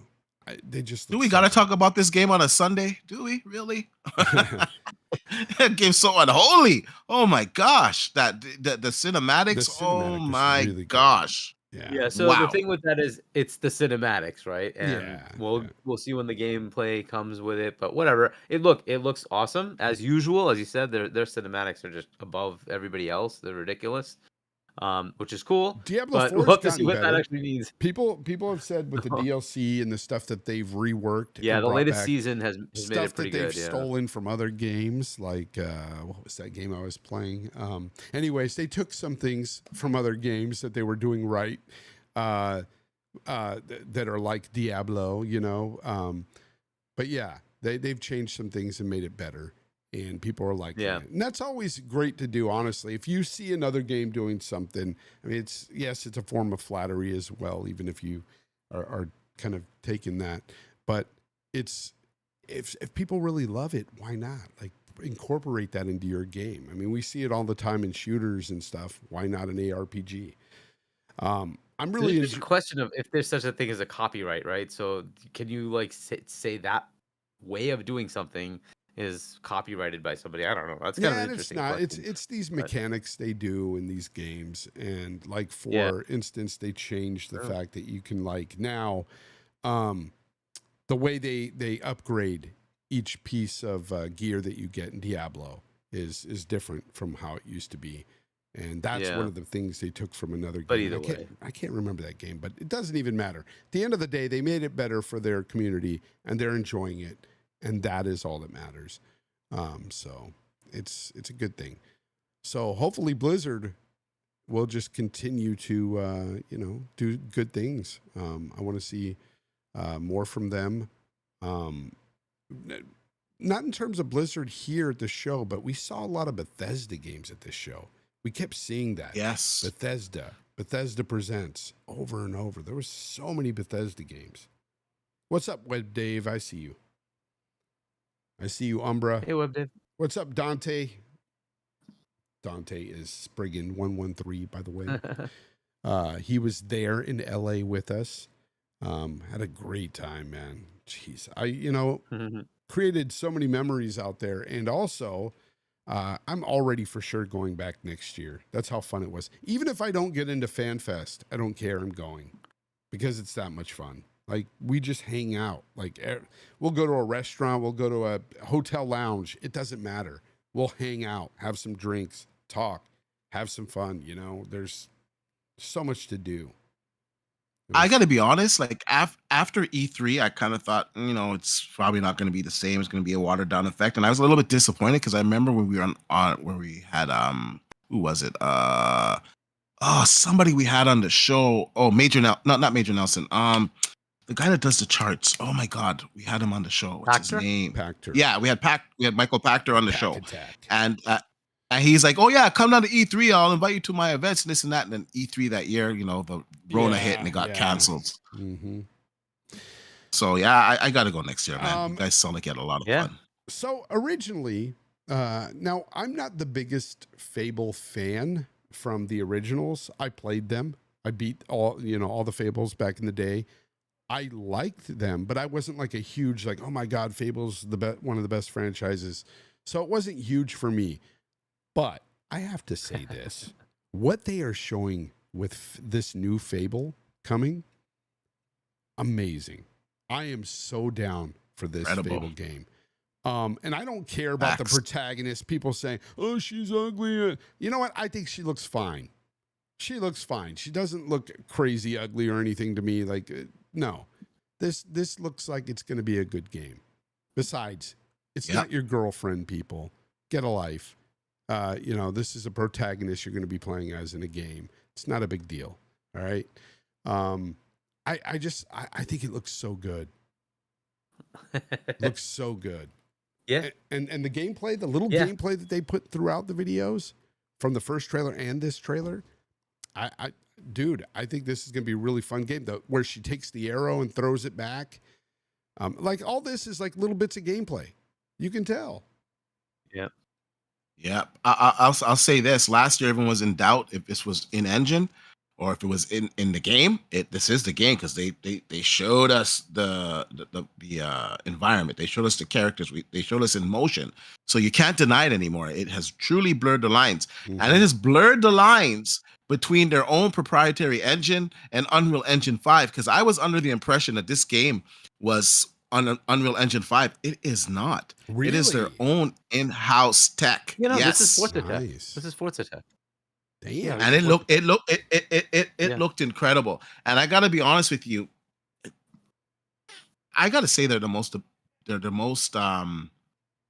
efficient and the most talented developers that they have. I think they're their best studio. I think that's our Naughty Dog. As a cross-gen game, it's still stunning. That's what these guys can do. You have to understand, if they're using their racing engine for this game to create something that's completely out of their wheelhouse is nothing short of amazing. This is a testament to how good a development team this is. That's what you have to understand here. Fully take that in. Playground Games is going to be giving us something they've never done before, and it looks as good, if not even better, than most of the games in that genre. That is what is incredible with Fable. That's what impresses me most. That's awesome. Mandingo. Oh, we got a 2 from Mandingo McThickens, people. Says, oh my gosh. She looks okay. A few beers in and it's game on. Now, you know what? Here's the thing. They did fix it a little bit from the original trailer. They did. The eyebrows are much better. She doesn't have the crooked jaw she had. But you know what? I don't. Yeah. All that aside, it wouldn't have mattered. I just want to play the game. It looks good.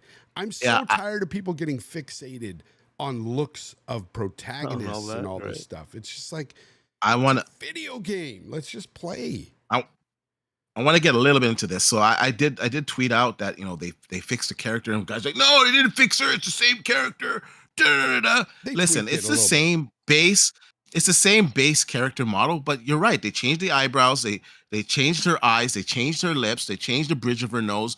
It's more detailed. It looks more like the model, the actor. Yeah. It looks more like the model now than before. Before, they were kind of going for that goofy English look. Yes. And they got the blowback from it.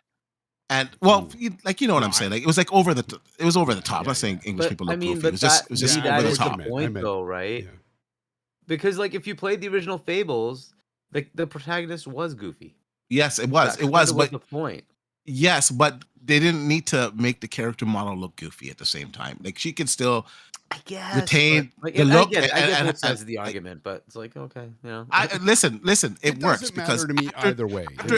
After they showed Fable, nobody was complaining about the character model. So that narrative is out the way, and they can move forward. It matters to some people. It doesn't matter to you. It doesn't really matter to me at the end of the day. But at the same time, like, why you got to go out of your way to make her look ugly in the first place, right? Like, you know, most of our video game characters, we don't want them to look like regular people. We want them to look like superheroes. The NPCs can look like regular people, right? That's like when we go see I'm with you. Hollywood blockbuster movies, we're not going there to see regular freaking Joe. So, you know, I understand both sides. It was overblown a little bit, yes, for sure. Yeah. But at the same time, it had a little bit of ground. And I think that the problem is alleviated now, and they can focus on the game. And it looked incredible. No longer can people say that Xbox games look cartoony, or we don't have good looking games, that we're not pushing the graphical boundaries. You can't say that anymore about the Xbox brand. Seriously. You can't. No, it's I think this is that what they showed here is that punk game. I don't know. You have the list. I don't see it on the screen anymore. Are you still sharing? I'm sharing. Yeah, I just see. Jack's Frag Punk? Yeah, Frag Punk. Frag Punk, which is a go ahead, sorry. Go ahead. Frag Punk. Yes, I was gonna say that's a hero shooter, right? Yeah. Equivalent to what Concord is gonna be from PlayStation. They're charging. This is free to play. This is free. And this looks better. This looks better because it actually has this weird mechanic where you can use a card to change what the hell's going on. Right? It looks pretty cool. I don't know head to head what's gonna happen and when they're coming out, but you know, like, but this game looks pretty cool. Well, here's the thing about I gotta talk a bit about, you know, when they showed Concord at that state of play, they one up themselves with showing the Marvel shooter, the hero shooter game. And then I heard behind this, the Marvel Rivals, and I heard behind the scenes from people that got to play it that we know, Hargeet, that told me Marvel Rivals is awesome. And it's going to kill Concord. And guess what? That's free to play, right? Free to play as well. Concord is going to cost you, probably set you back at least $50 to $70. So if you want to go down a conspiracy lane, the studio Firewalk is comprised of a lot of ex-Bungie developers. They were bought after the Bungie acquisition occurred. And Bungie's going around saying all these games that you guys had going on in your studios, they suck. You need to stop them. But they said this one's good. Wow. Wow. That's hilarious.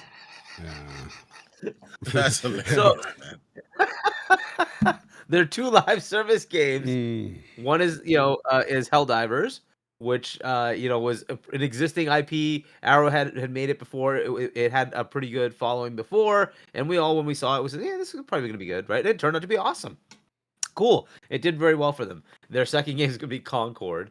And their existing live service game, Destiny 2, has fallen off, right? And what we're hearing, I don't know if you got this from Grub, but apparently some things are going to go down with Bungie because Final Shape is not doing very well. So Bungie is looking at some. You know what's funny about you say that? So Final Shape is getting a lot of accolades, critical acclaim. It's getting accolades, but it's not getting like sales. Hi-Fi Rush got a lot of accolades, but not a lot of moolah. Yeah, that's the. They're kind of they've been like a one-trick pony for so long now. Like I hope Marathon does good, but like pony. Like, like how long are you gonna keep stringing us along with Destiny? And how long are you Destiny fans gonna allow yourself to be strung along? Every time they come up with something new, like, oh yeah, this is it. This is where the grind's gonna change, and it's just the same thing. But so either way, so Bungie, the acquisition that Jim Ryan made, then they went and bought Firewalk. So far, it's been sort of from both sides. I don't know that Concord's going to do anything. And we already saw Bungie was losing, what it was like 49% or something like that of their revenue target. They didn't make that, whatever. But now we'll see what they do with Final Shape. But apparently it's sounding not good. Being on the socials, I've seen some diehard Sony guys even say that they're not looking forward to Concord at all. So that's not good. That's not good. And, you know, I can't predict the future. I can't say whether or not it's going to be amazing or, you know, be good at all. But I hope it's good for them. I really do. I hope it's a good game. But being that there's so many of those hero shooters in that genre that are free to play, that's a hard sell. It's a big, hard sell. I want to get this. Has to. Go ahead. I was going to say, it basically just has to deliver on the gameplay. Like, it's a must. That's the only thing that's going to save them. Yeah. Jack's82 with the 5. He's got a good super chat here. He says, Playground Games making Fable is what every studio should aspire to do. Instead of doing the same game over and over, try something different. Yeah. I believe the same thing. Like it now. That's the one thing about Microsoft where we can say that we've heard anyway from the developers that they're allowed to create what they want, right? So Fable, this getting into their lap, I don't think they were made or forced to make Fable. I think Playground wanted to make Fable. And it shows in the care and attention to detail within these trailers. I think the game is going to be something special. I really do. A testament to their work. I didn't really play the original ones. Like I did play them obviously because they came out in that time, but it wasn't something that grabbed me. It's like, running around, partying, whatever. It just I can barely hear you. Dee. Get up on the mic a little bit more. I can barely hear. Yeah, sorry. No, I said I didn't really play too much of the original ones. Like you're running around, farting, whatever. I didn't think the graphics were too demanding at the time, whatever. Yeah, I remember. I think it was a third one that came out where like you could have like different wives and make them have tasks and all kinds of stuff you could do, and you had the consequences was really an emphasis in that one. I remember it a bit, but I didn't play through it much. I just wasn't interested in it. This one, I could tell you, I'm going to clear this one. This one, I want to play not just because of the way it looks, but it just looks like it's a departure of.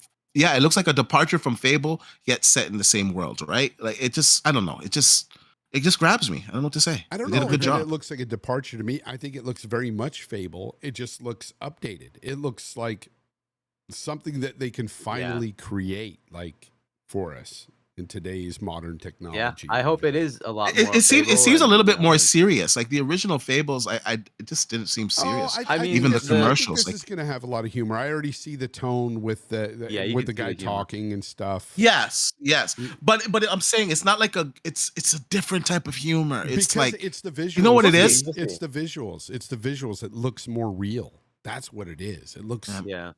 Maybe it looks so. It looks fun. And it looks fun. And I've seen some I'm people, going to enjoy it, I'm sure. Yeah, for sure. I've seen some people make fun of it, like trying to say that it looks bad in any way. And I'm like, what? Are you smoking? Like, come on. Yeah. Haters. Big time haters. Spriggan113, of course. Dante with the $20 super chat.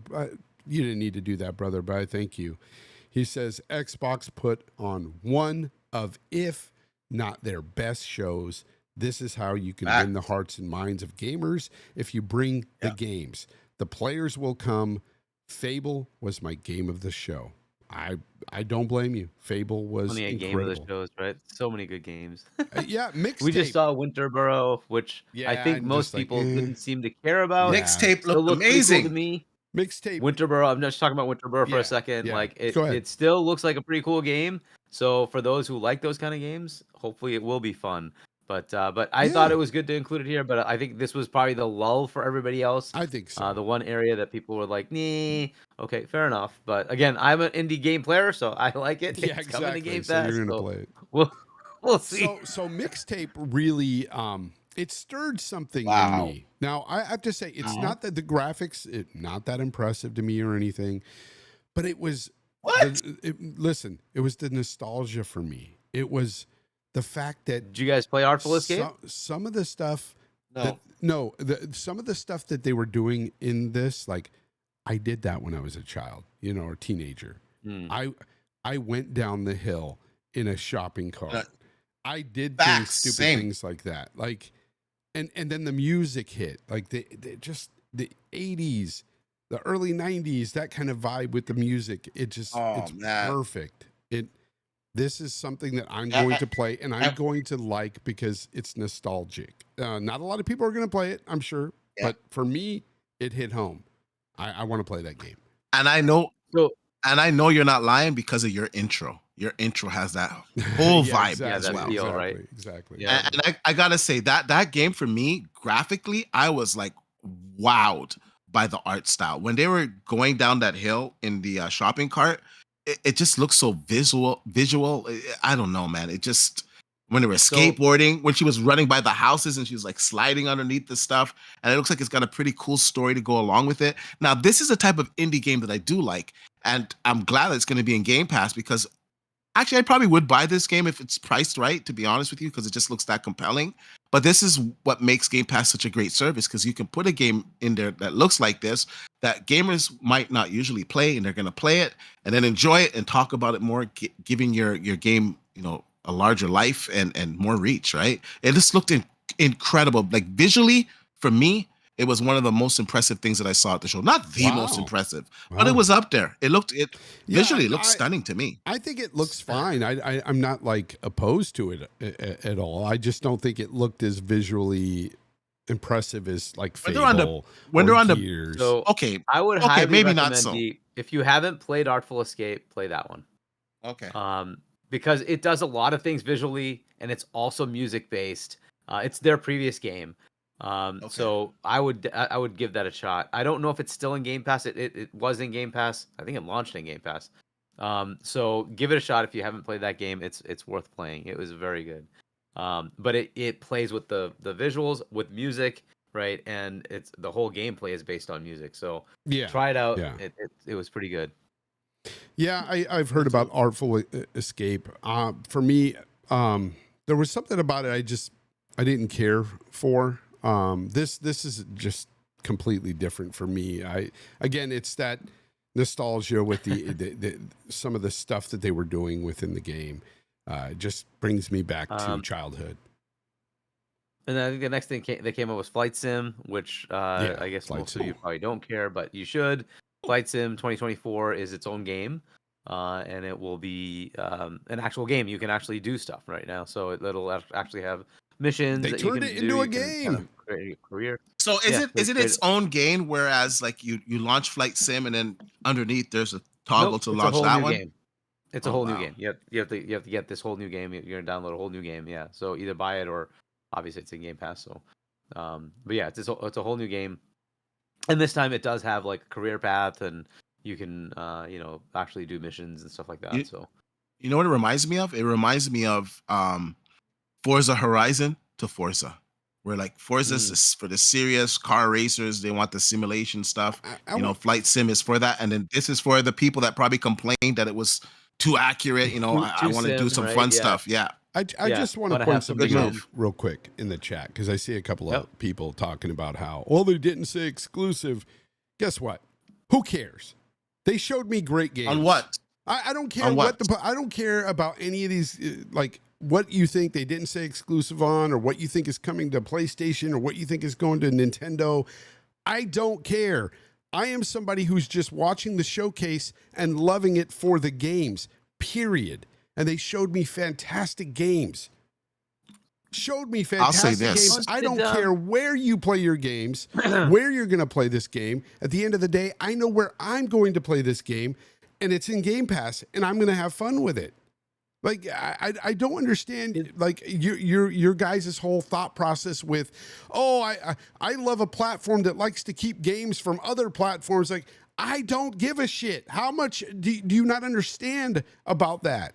I don't care. I'll say what you guys feel about that. I don't. I'm in it for the games. Did the State of Play do that? Period.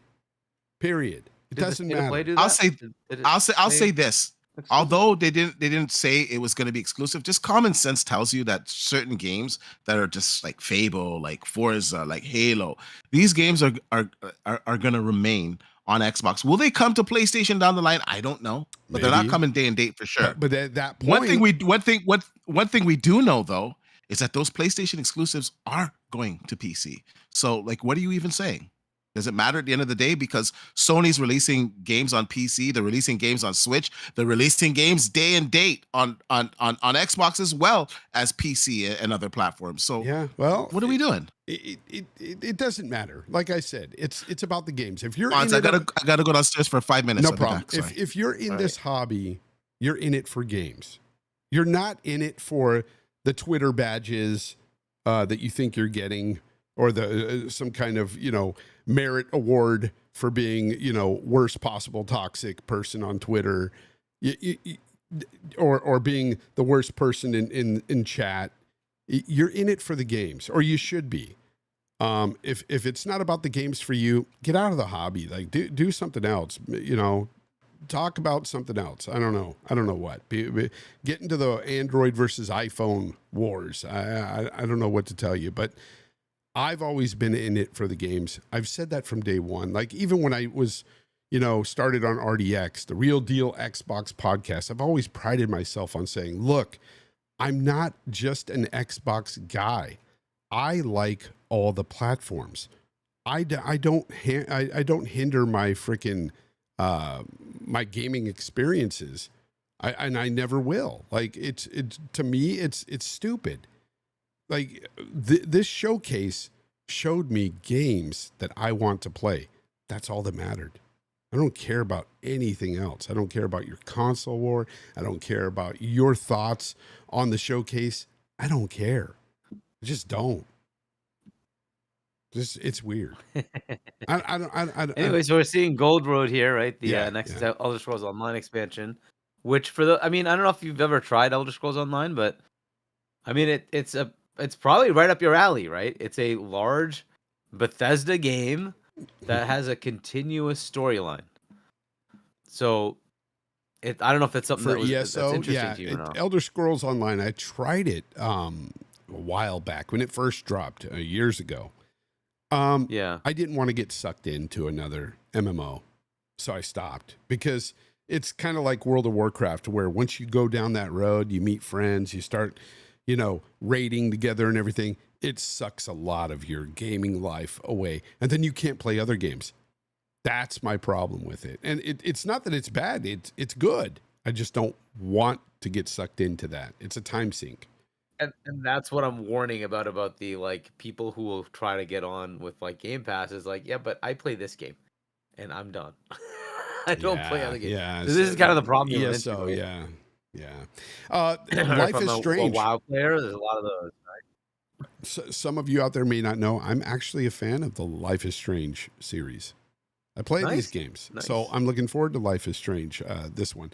Now, I did not play the last. You played one. all of them, or no? I played the first 2 or 3 that came out. I think 3, but I didn't play the last one for sure. I don't know how many there are, but I thought, hey, I might jump back into this one.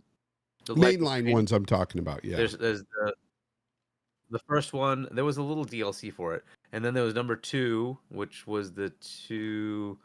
Hispanic kids, I think that was the second one. And then the brothers, one was right? True Colors. I think they were brothers. Yeah, and then, I played that. And then the third one was True Colors. I think that's what it was called. And then there's a fourth, which was the one that Microsoft commissioned, which was Tell Me Why. I did not So play you can that play one. that if you want. I did not play That's that in one. Game So Pass. I should try. Yeah, I Now we should have play it. that one.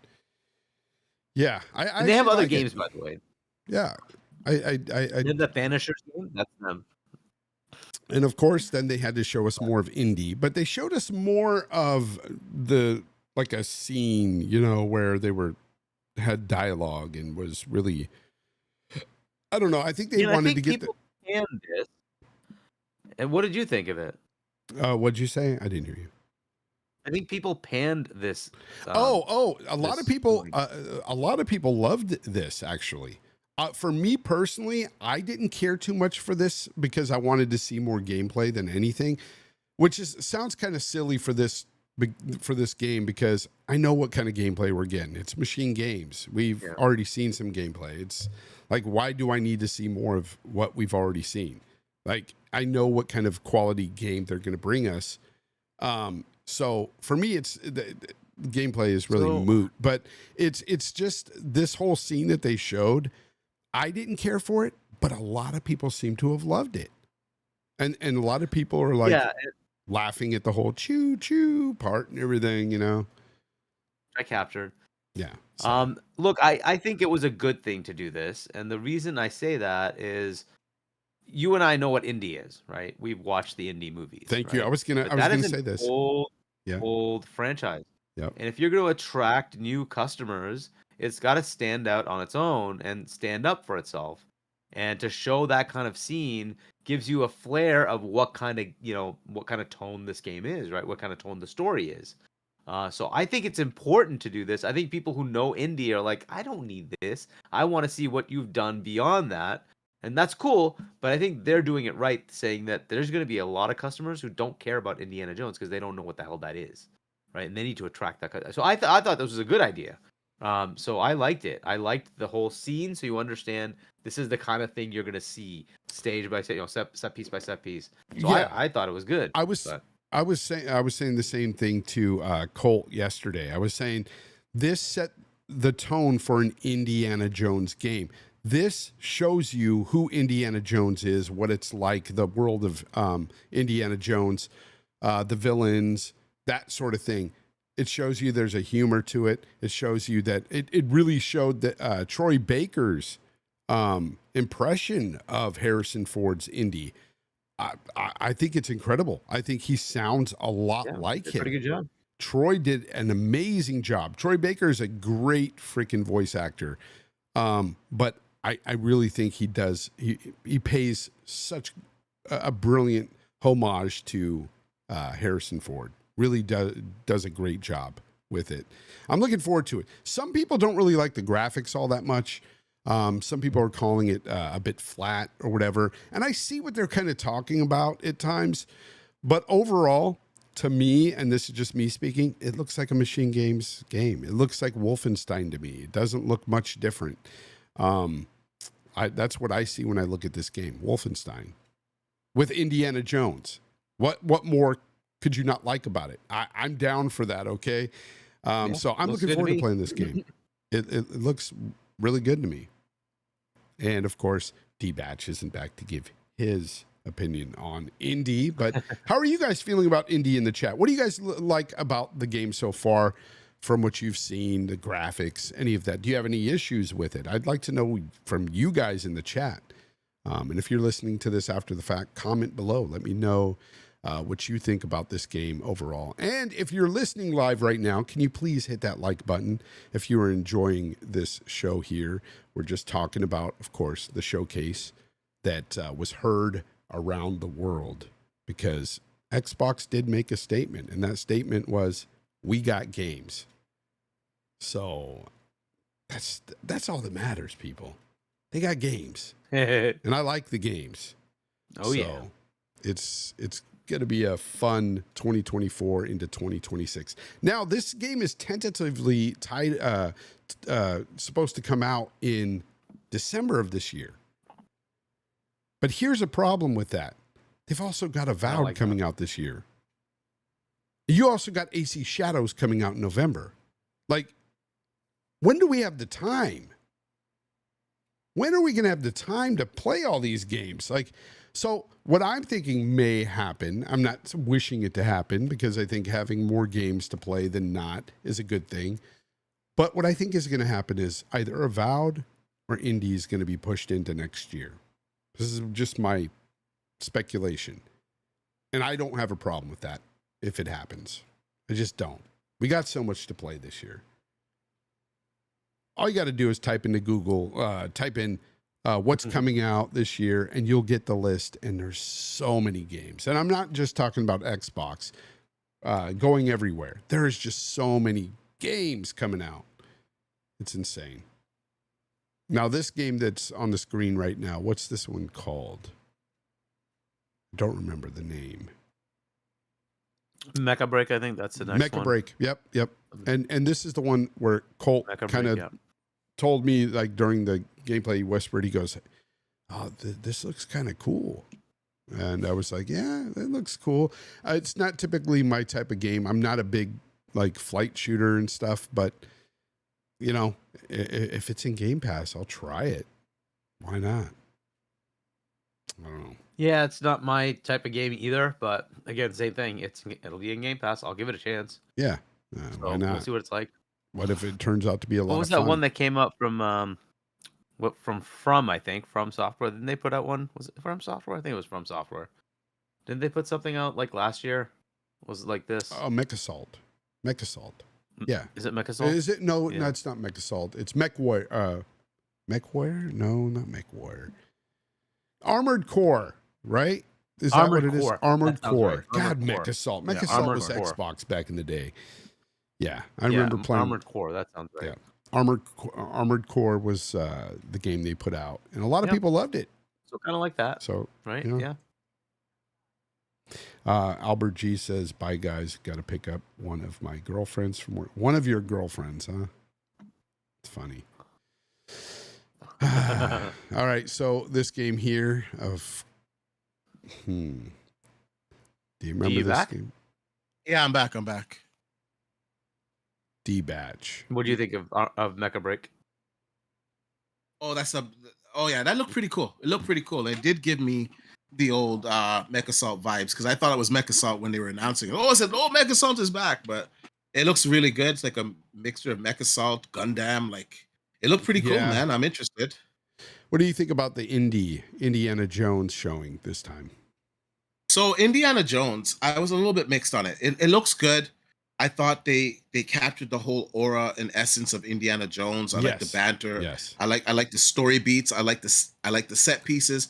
The only thing for me is that it just looked a little bit rough around the edges, but this is not a final build. I could tell that this is definitely not a final build, so I know they're going to clean it up. And I could also tell that they showed us the console version, not the PC version, because the little things that I saw, that wouldn't be happening on PC. So I'm not saying the game looks terrible by any means. It doesn't. I'm just saying it looked a little bit rough on the edges, but this game's not coming out till October, so they got some time to polish it up. And like we don't know when it's out. There's no release date yet. So yeah, they said this year though, right? Yeah, they said 2024, but awesome if they could do it. So this one that it just showed, Wu Chang. Actually, I'm interested in it, but you know what I'm noticing? We're getting a lot of Souls-like games. We're getting a lot more of those. And I don't see that slowing down. I don't think it's a terrible thing per se, but sometimes I don't really like to see the trends of certain games like that are popular where like a lot of different studios are trying to chase those trends. Like I want originality. This one looks cool. But it looks decent. It looks decent. I'm definitely gonna try that. It's just like Flintlock is a Souls-light, so I mean, we're just going to see more and more of those types of games. And of course, Avowed is looking better, in my opinion, visually, but I've never, ever, even when they first showed it, thought that the game is, ugly by any means, but I've always been excited for it because it's Obsidian. I think Obsidian are really good at making strong RPGs, especially with the narrative. I think it's going to be a good game. I think a lot of people that are just talking crap are underestimating it.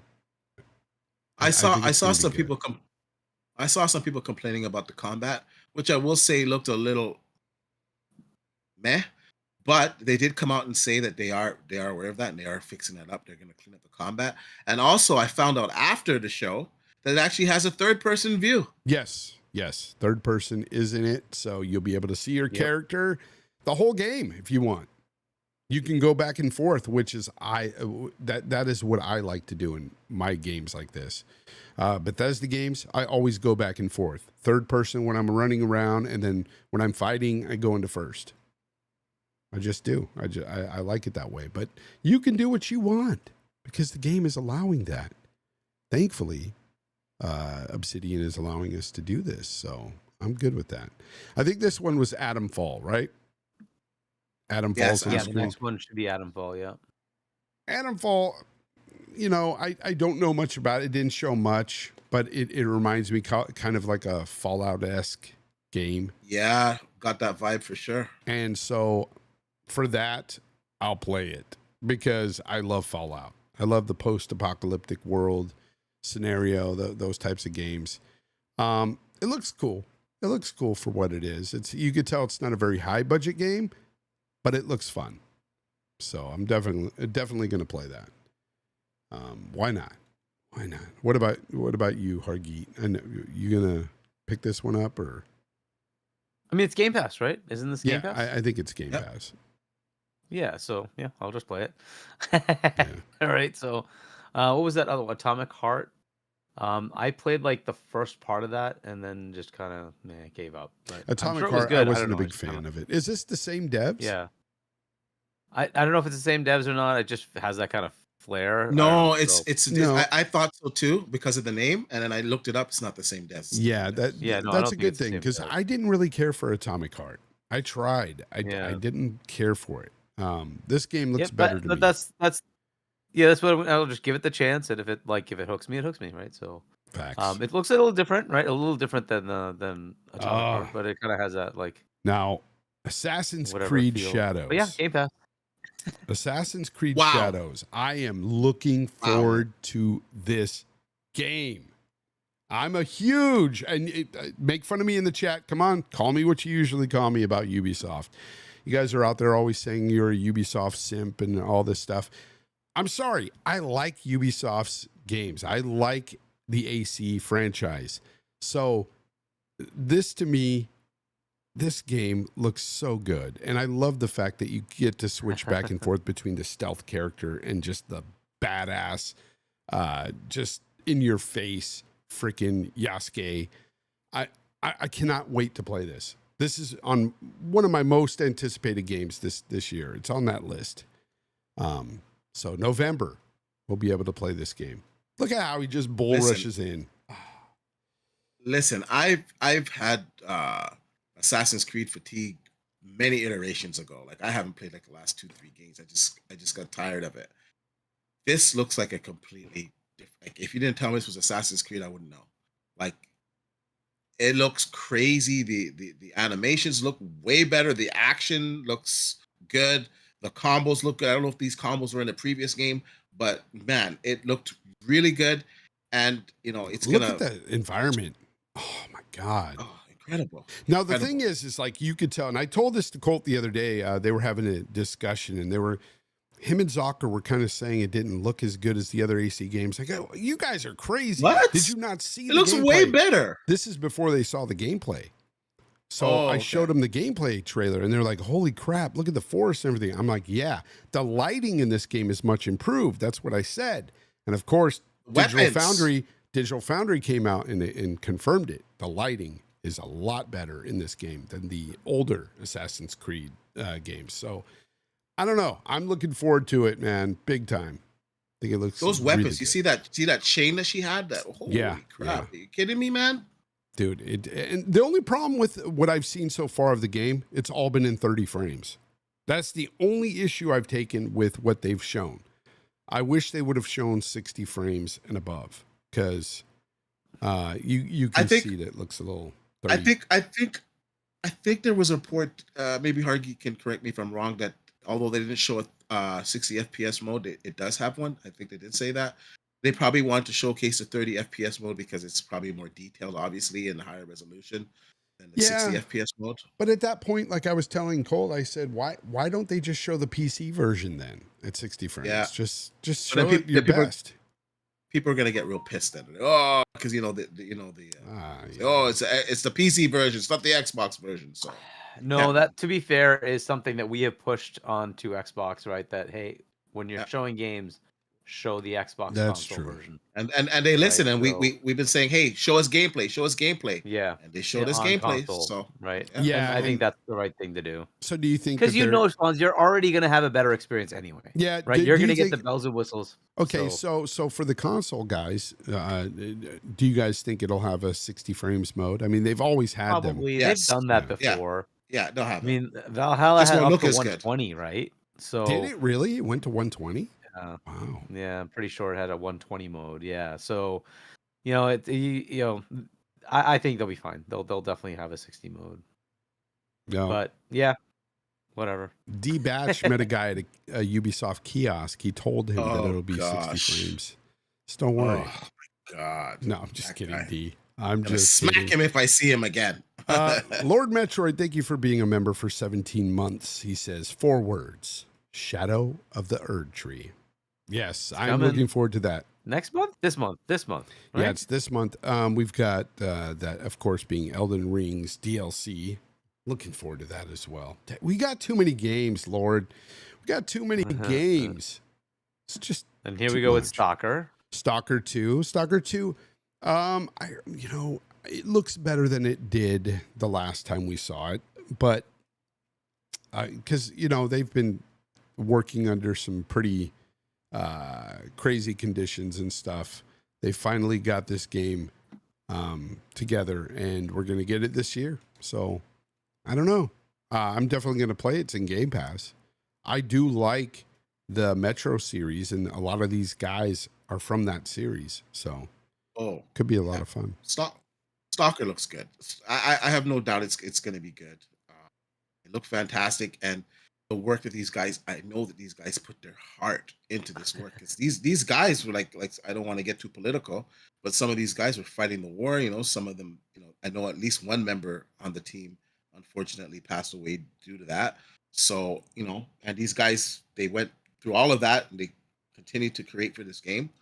So I'm expecting it to be really good, and I'm gonna support it, and I think gamers should support it just for what they went through. And it's And gonna now be we in got Game the one more Pass. thing. Sorry, what'd you say, Hargeet? And now we've got the one more thing.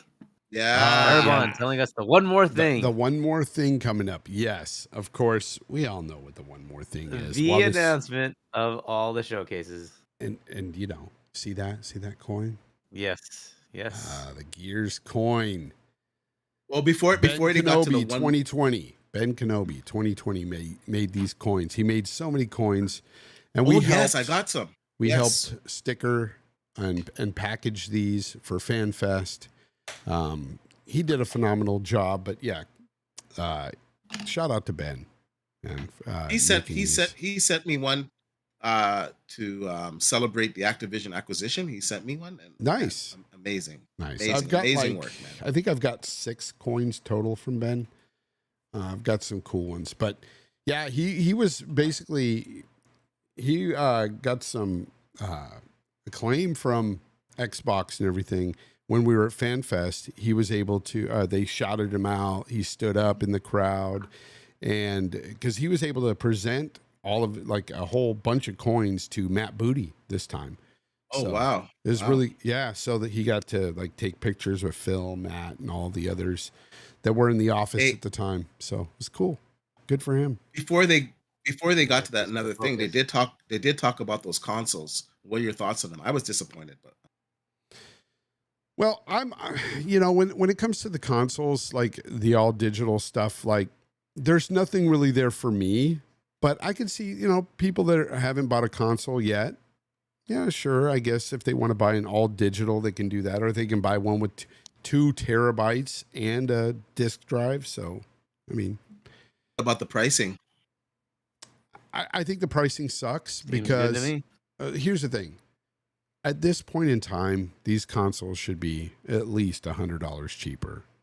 But unfortunately, we live in a time and under a certain administration that, it just causes chaos with our money and inflation, and we just have to deal with it. Yeah. It sucks. So yeah, unfortunately, no reduction in costs, but that's the same across the platforms, right? It is what it is, and they reduced the console by $50 to give you one without a disk drive, so $450, and then they gave you one with an extra terabyte for $100 more. That's a pretty good deal since like a 1 terabyte still costs over $100, right? It's like $200 when it started, probably like 150 or something like that now. So Yeah. still get a good deal, right? Whatever. So it is what it is. It just I like whatever. And they're giving you a white as well as a black version of the 1 terabyte Series S. Okay, cool. Whatever. I like that they didn't change the form factor, so you can still use the Xbox Series X wraps around the digital version. Yeah, I like the wraps. I like that idea of Yeah. being able to change the console you have, so you don't have to go out and buy one for $500-600 that has a special, decal on it or whatever. I like it. Yep. Now moving on to the whole, the last game of the show, of course, Gears. Gears E-Day. Now, we were not expecting E-Day. We were expecting Gears 6. At least I was. Yeah. So when I saw this at first, I thought this was just Gears 6. And I'm watching, I'm like, Marcus looks different, but okay, it's Unreal Engine 5. Maybe they just decided to make him a little younger. I don't know. But yeah, it really shocked me when we found out that this was a prequel, basically. I don't know about you guys, but I'm a big fan of the campaigns with Gears. Always have been since the 360, and I can't wait to play this game. This looks so good, and unfortunately, I have to wait until 2026, I believe. I heard rumors that they're trying to push for like a holiday 2025, but I don't know if they're going to hit that. And honestly, that's fine if they don't. I'm looking forward to playing a great Gears game.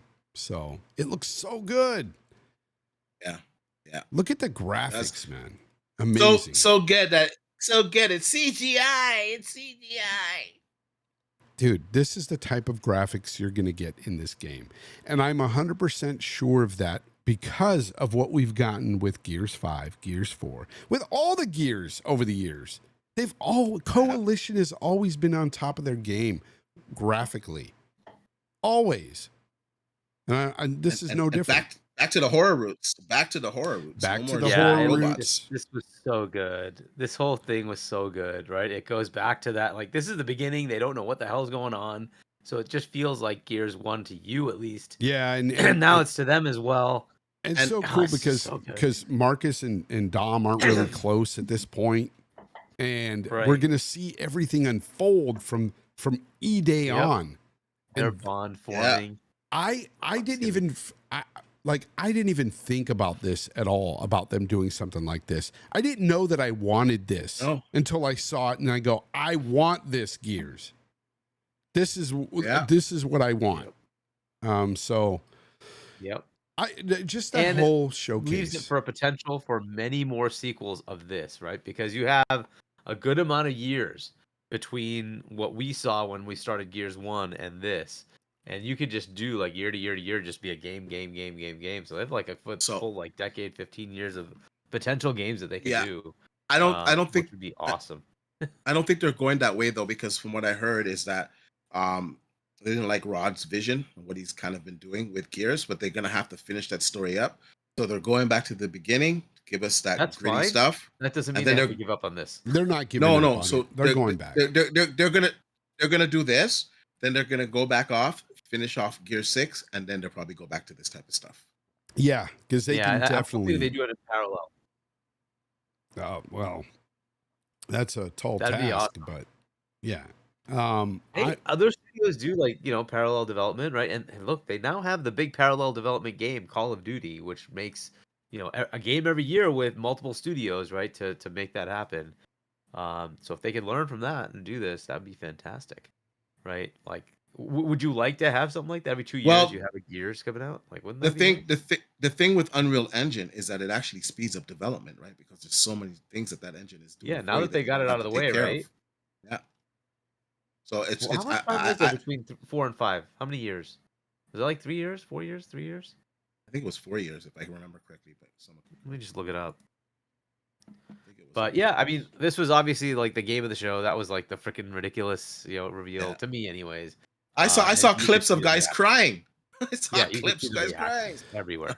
Dom shows up, you're like, oh my god, the song in the background. I'm like, Yeah. yeah, oh Yeah, my And Mad god, World. Yeah. and I'm acoustic piano at that. Oh my gosh, man. Hit so different. good. Gears 4 release was the 2016, and then I think it was 2019. So it was 3 years. 3 years. Okay. Yeah, 3 years. So yeah, they could do it. They could do that, right? Because they've been learning. They've been in learning mode for the last few years, trying to get UE5 down, right? And Um, I have all the faith that like come on, these guys are yeah. the reason So it why wouldn't surprise me if Unreal they pull Engine it off. kind of came to be. You know what I'm saying? Like they Mm, optimized it to its fullest. And the thing with Gears is that I don't care if you're a PlayStation fan, or an Xbox fan, if you're just a gaming fan, Gears is a mood. Gears is like a generation. Gears is like a moment in gaming time. And to go back yeah, to the roots, people were losing their minds. When this comes out, it was so it's good. it's gonna be so good. And once again, I know it's a Game Pass commercial. It's gonna add value to Game Pass. When this goes in Game Pass, Yeah. you better believe the numbers are gonna go up for Game Pass. And then they would have had so many months of other games being in that service. Listen, if Microsoft does this correctly, I'm telling you, man, Game Pass, a lot of people are gonna be eating crow on the service. Yeah, and almost from a release date perspective, I'd rather they skip 2025. Why I say that is they've already got Doom coming. They've Yeah. already got Fable. They've already got South of Midnight and Clockwork's ready to go. They're Saying gonna have a Call of Duty, saying skip right? gears. No, no, yeah, put Gears in the following year because I don't want them to have like Doom and Gears coming out along with COD, right? Just spread Like them they need out. to kind of space things out, and I Yeah, think it'd just be better space to them. move this. Yeah, put this in March, right? And this is the luxury they have now. They have so many games that they can say, well, you know what, we put this out at a different time. Hey, maybe there's a competitive game coming out in 2025 from Sony, and we want to like compete with that and say, hey, you're gonna put out whatever Venom, and we're gonna put this out at the same time, right? They can now play that game. They totally can, Yeah. right? I can And so I say wait. I don't like if you're gonna get Doom and Fable in the same year, along with the smaller games of like South of Midnight and Clockwork. I think that's good. But remember COD, that's still there, COD, right? And they're gonna have other ones like Contraband and Tower. Like we still don't know about those things. They're still to come, right? And there's other games they have to talk about. So I don't know. I would say put Gears out in 2026. You got plenty of games coming out next year already, right? I'm good with it being out in 2026. So just space it. Just yeah, space the shooters like 3 months out of each other. Because obviously you're not gonna release Gears in September, October, November because I wouldn't bother. That's Call of Duty Yeah, time, just right? let it be COD. So Yep, you're gonna want to release it like early in the year would be great, I or think like March is the right time or frame. like or like March, or like Yeah, I think March is the right time frame because you don't yeah, want it to get lost in the shuffle in the summertime. So I think yep, it's too exactly. risky to release it in the summer. You'd have to release it like in like July, August, and then once again, COD comes out and like kills your game, right? So Yeah. March to me makes the most logical sense. So what Yeah, do you put Doom? you Because I put would put Doom in March. I think that's a good March game. Fable can move Doom into you put in fall game. January. Doom you Yeah, put in we can do January. that. Well, because January, like February. let's say next year this does not come out. Like we don't get Gears next year. Doom could be that winter spring, right? March, April. They could release it there. Fable, I Yeah, think, is your headliner in the fall because it's yeah, more Yeah, of an adventure for game, sure. yeah, right? yeah. Adventure Fable's RPG. So fall. it won't Yeah, necessarily compete with COD. So I think you can put it out in the fall. I think it's good. yeah, Right, and then somewhere in the middle there, we're gonna have South of Midnight, maybe like we did with Hellblade, maybe May, right? And yeah. then Clockwork maybe comes in like August or something like that. I think that works, right? That kind of release schedule. But I would not put Gears near COD. I'd No. keep it away from COD. Now that you own it. Yeah. No, it just makes it's anti-productive. Like, why? Yeah. Put it in a stretch that you could do with the boost, right? Because it's It gonna looks move. so It's good. gonna I it's can't gonna wait to move play it. units. Yeah. And everyone's excited. Like, you're getting part of the old crew back. You're getting the story because when Dom died, like, come on, everyone was pretty upset about that. And and a lot of people don't like. I'm fine with the new gears, to be honest with you. Like, maybe No, no. maybe the Kate story before I didn't like so much. Now where it's going with it, I'm okay with it. But some people don't like that crew. So there you go. Yeah. You got like the original crew getting back together. It just didn't have the same punch. The problem is like the story might be okay. The way they told it just isn't the same, and I hope that it doesn't like come onto this one I as think well. that's why they are making this game more like the first ones, where it's more linear and Yeah. horror, you know, like more And like horror the story centric. elements are emotional like this.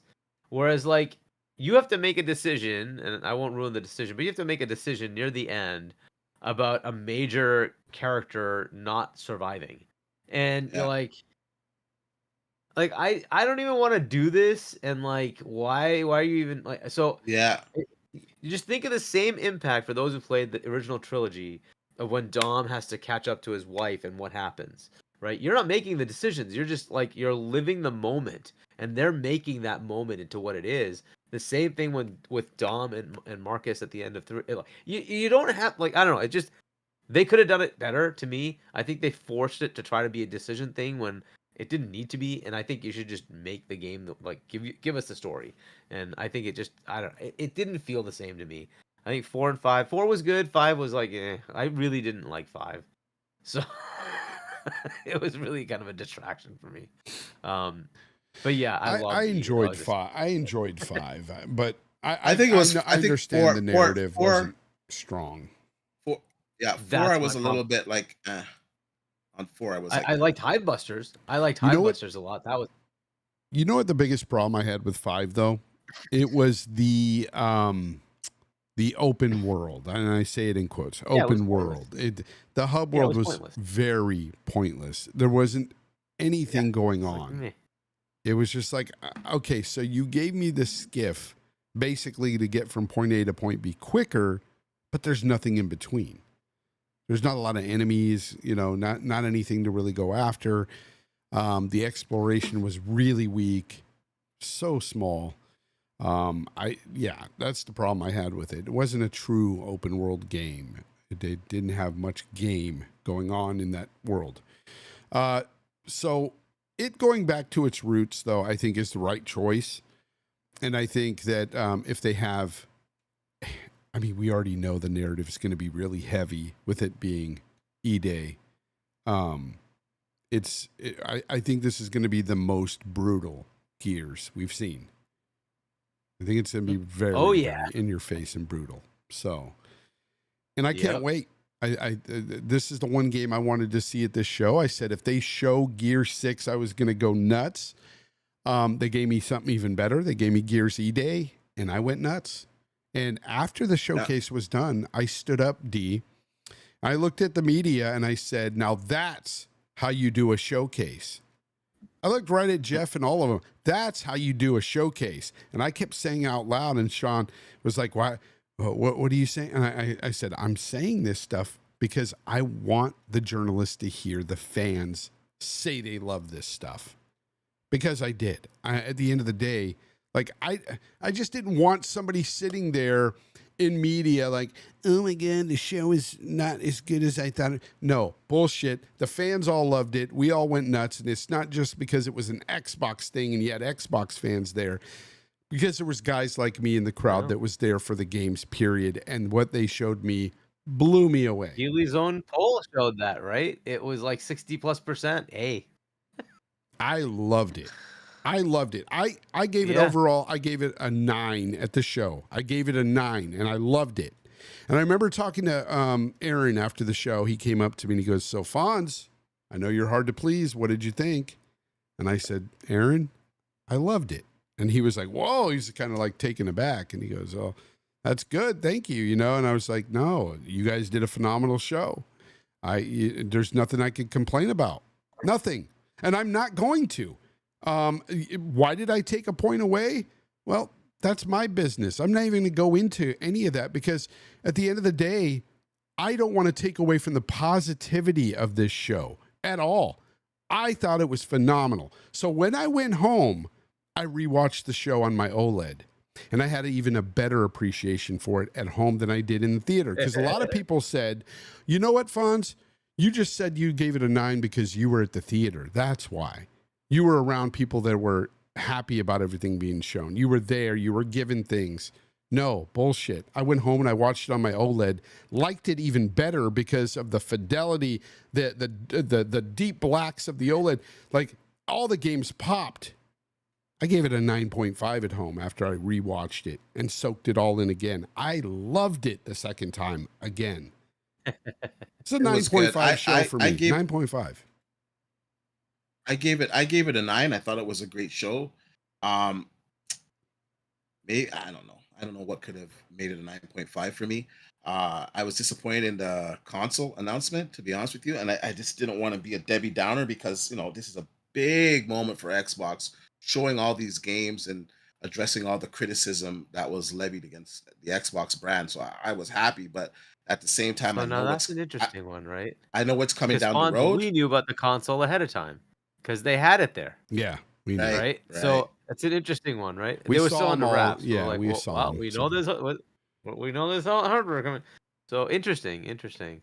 But we kind of also knew about this because I did do a couple of Because of videos that Yeah. it was going to be a refreshed Xbox that's smaller, that's more, a die shrink, it's more efficient at the same performance. And for me personally, that's like a L for me because I know what's coming later this year, and I think that's going to look really bad competing against that. So that was like my only Is it really though? negative moment for Is the it show for me though? personally. So I gave it a 9 though. Mike Johnson in the chat So- said that showcase was a play out of Sony's handbook. No, it wasn't. I've it never wasn't. seen. No, it I've wasn't. never seen a Sony showcase have this many high quality games They in had- one show. They had Never. 17 Never. first party games or Never. exclusive games coming to Game Pass. 17. So- 17.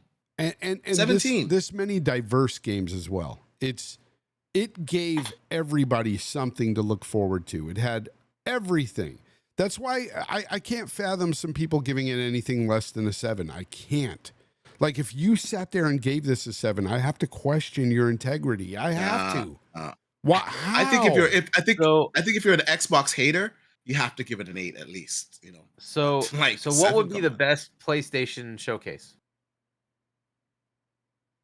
I can't What do you even think the remember, best man. one is? Back in the PlayStation I guess think the my PlayStation 4 favorite era. maybe. Yeah, my favorite era. showcase was probably the one where they announced, and it didn't turn out right for me, where they announced The Last of Us 2. But again, you're Okay. talking about a showcase where they might have shown 2 or 3 games, first party. Yeah. That The one were, that gets now, mind you, recognized the most is here's the caveat too. 2 or 3 games that weren't even coming out that year. Yeah. So the one that gets recognized is the 2016 one that was the God of War Days Gone. That was a great one. That was a great one. Spider-Man. There was another gameplay trailer for Horizon Zero Dawn, and then a release date announcement for Last Guardian. But that's it. 7 And when did games, those games all come out? Of which Yeah. 3 of them were previously known about. So there were 4 new announcements.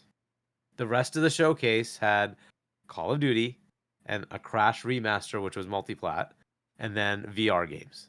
That was their entire showcase. That was their PlayStation, what a showcase of dreams that showed you all those games. 4 And new great games. games. Days Gone, Great. God But of 4. War, Yeah. Death Stranding, Spider-Man. Yeah. Okay? Those were the 4 new games, and you got update trailers for Last Guardian, Horizon Zero Dawn, and Detroit Become Human. Okay? That's 7 games versus 17 games, right? There's 8 games releasing this year first party. First party. Forget all the other stuff they've done. Pal World, still the top game of the year, right? As far as number of people who played it and bought it. That game is still the top. That was just a little indie darling thing that they put into Game Pass. Right? It's still only Xbox and PC. Right? So I'm not even counting that. They have games. And then they showed us games for next year. and then they have games for on beyond that, but we don't know what their release date is. This is going to be the standard going forward. They have 5 to 6 live service games every year. You're going to get those updates, and then you're going to get 4 or 5 this year, 4 or 5 next year, and then the surprises. So you're going to have 15 to 20 games, first party, every freaking showcase. They're nowhere near. Rob They've just got got a lot of your games, man. They've got a lot of games coming. Lots. PlayStation is nowhere near that. They don't have No, the it's chance. It's all to the even studios get they up- have, and that's that's the thing. It is what it is. And by the way, on top of that, you always have COD. I'm not even counting that. Call of Duty is still a game they will headline every freaking showcase because they own it. Yeah. And every year that comes out, they're putting that in their freaking showcase. So you still have that. yeah, that's Right? true. It's going to be crazy year after year. This is what you're gonna get. You're gonna get this cadence on and on and on. And they're not done buying, by the way. They might still go out there and buy more. So you're gonna just keep getting more, right? They just opened a new studio elsewhere. They have game development with ex-Rocksteady developers. On and on. There's so many games they have in the works that will just keep coming. Just keep coming. So this is what you're gonna see. No, PlayStation does not play at this level. Sorry. You know who does play at this level? Nintendo. Well, but their games everybody's- are much smaller in comparison. I mean, it's already They're being not said. at this level either. It's already being said by many outlets out there, and I mean, it's obvious they're going to become one of the biggest publishing arms in gaming. Xbox. Exactly. It's just how can you not when you've got so many studios, right? Say what you will Exactly, right? about So, to staggered me- releases to the platform of your choice. In the end, it doesn't matter. The point is Xbox is putting Games. out games. And by the way, the platform du jour is PC. You can have fun on either one of the consoles. That's cool. But PC just gives you all of them. So if you Yeah. really want a platform, the answer is PC, whether you like that or not. And Yeah. that basically is Xbox because it's Windows. So enjoy that. Yeah. You can have fun with your little consoles, but it doesn't matter. I love my Xbox, but yeah, keep defending PlayStation.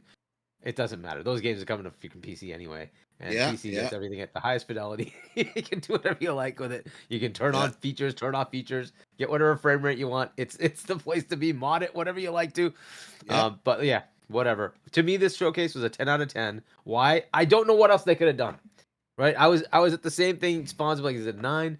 Is it a 10? And I'm like, I can't expect anything more. And as far as the consoles, I was actually happy because they have a not just an all digital to eliminate the disc drive. They're giving me another console with a disc drive. That's cool. I'm good.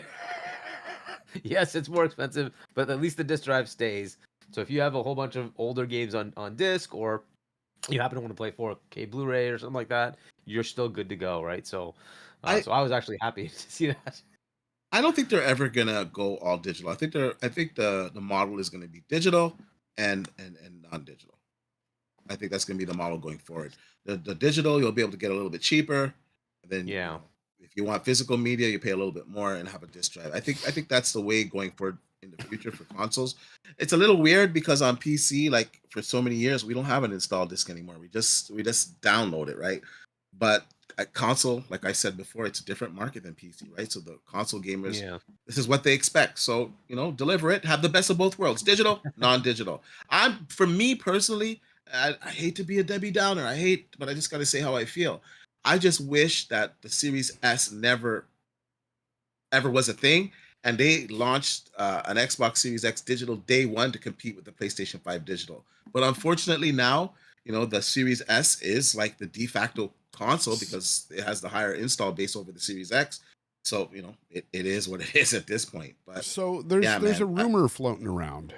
Speaking of the Series S, because some people are under the assumption that the Series S is probably the reason why Wukong, Black Myth, Wukong was delayed on Xbox.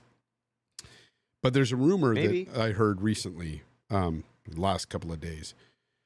Somebody That they wanted stating money. that there's an Xbox executive that has told somebody in the community that I know has talked to this executive, that it's more about the game being money-headed for PlayStation.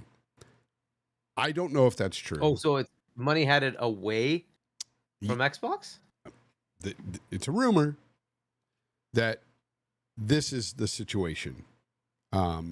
But again, I don't have any substantial proof for that. This is just somebody's word. And I can't even be at liberty to tell you who and who said this to them. Can you run that back 2 seconds? I had to just step away. Black Myth Wukong, it's getting delayed for the Xbox. And one of the things that we were under the assumption was that it's because of the Series S. Well, I was told by somebody, and this is a rumor, that there was an Xbox exec who told somebody that it was money hatted by PlayStation. Don't know if that's true. I don't have any idea of what's going on there, but who knows? I don't know. Well, it wouldn't be the first time that the Series S kind of held it back a little bit. So well, that's what I said, because that was my initial thought process when I was at the showcase. I turned it and looked at Kay Asante and said, "Yeah, I think it's the Series S. I think that we've had other developers, Baldur's Gate 3 developers, Larian. They took more time trying to get it to run right on the Series S before they released it on the consoles." Because, they have to release day and date, or the same time, the Series X and the Series S. That seems more plausible to me. And maybe I shouldn't have even said this rumor that somebody told me, but I'm just putting it out there because I want to hear your reaction to something like that. I don't know if I buy it, because the studio themselves put out that we're sorry, we're not, we're just taking a little more time to develop the Series S and X version. Not that there's a money, like a exclusivity window. Somebody in the chat is saying King David said this. Well, I don't know what to say. People hear stuff all the time. He might have actually just repeated what's out there, right? But I don't think that's plausible. I think it's probably the development. I think the game's a little demanding, and I think Xbox has its standards where you have to have the same features. You have to have it running on the Series X and Series S at the same time. Well, I think it's just more challenging to get it running, period, right? Because it's a lower memory amount, so you have to work on it. Yeah. So I think that's more because look, if the studio, if PlayStation wanted to make it exclusive, they would make it something about that, right? They would actually tell you. Okay. So let's go with the fact that we're thinking it's the Series S. That's a problem, because this is not something that's going to keep. This is something that's going to keep happening. And then I hate when people say, "Oh well, Xbox gets their games running. Not everybody uses the same engine on their games." It's like it's not the same for everybody across the board. Some people want to push new boundaries or push new features where that memory does come into effect. So it is what it is at this point. It's good that they're going to be able to get it running on it. They're just going to need a little bit more time. Yeah, and that sucks. That's why I said it's a problem, because it sucks for the fans that want to play the game. They got to wait now. And this is a an indie developer, correct? And if I remember right, it was a single person, and I'm sure they've gotten help. So, I mean, I don't know. Like, Pal World hasn't come to PlayStation, not because Xbox paid them to not put it there. It just hasn't, because they haven't made the port yet.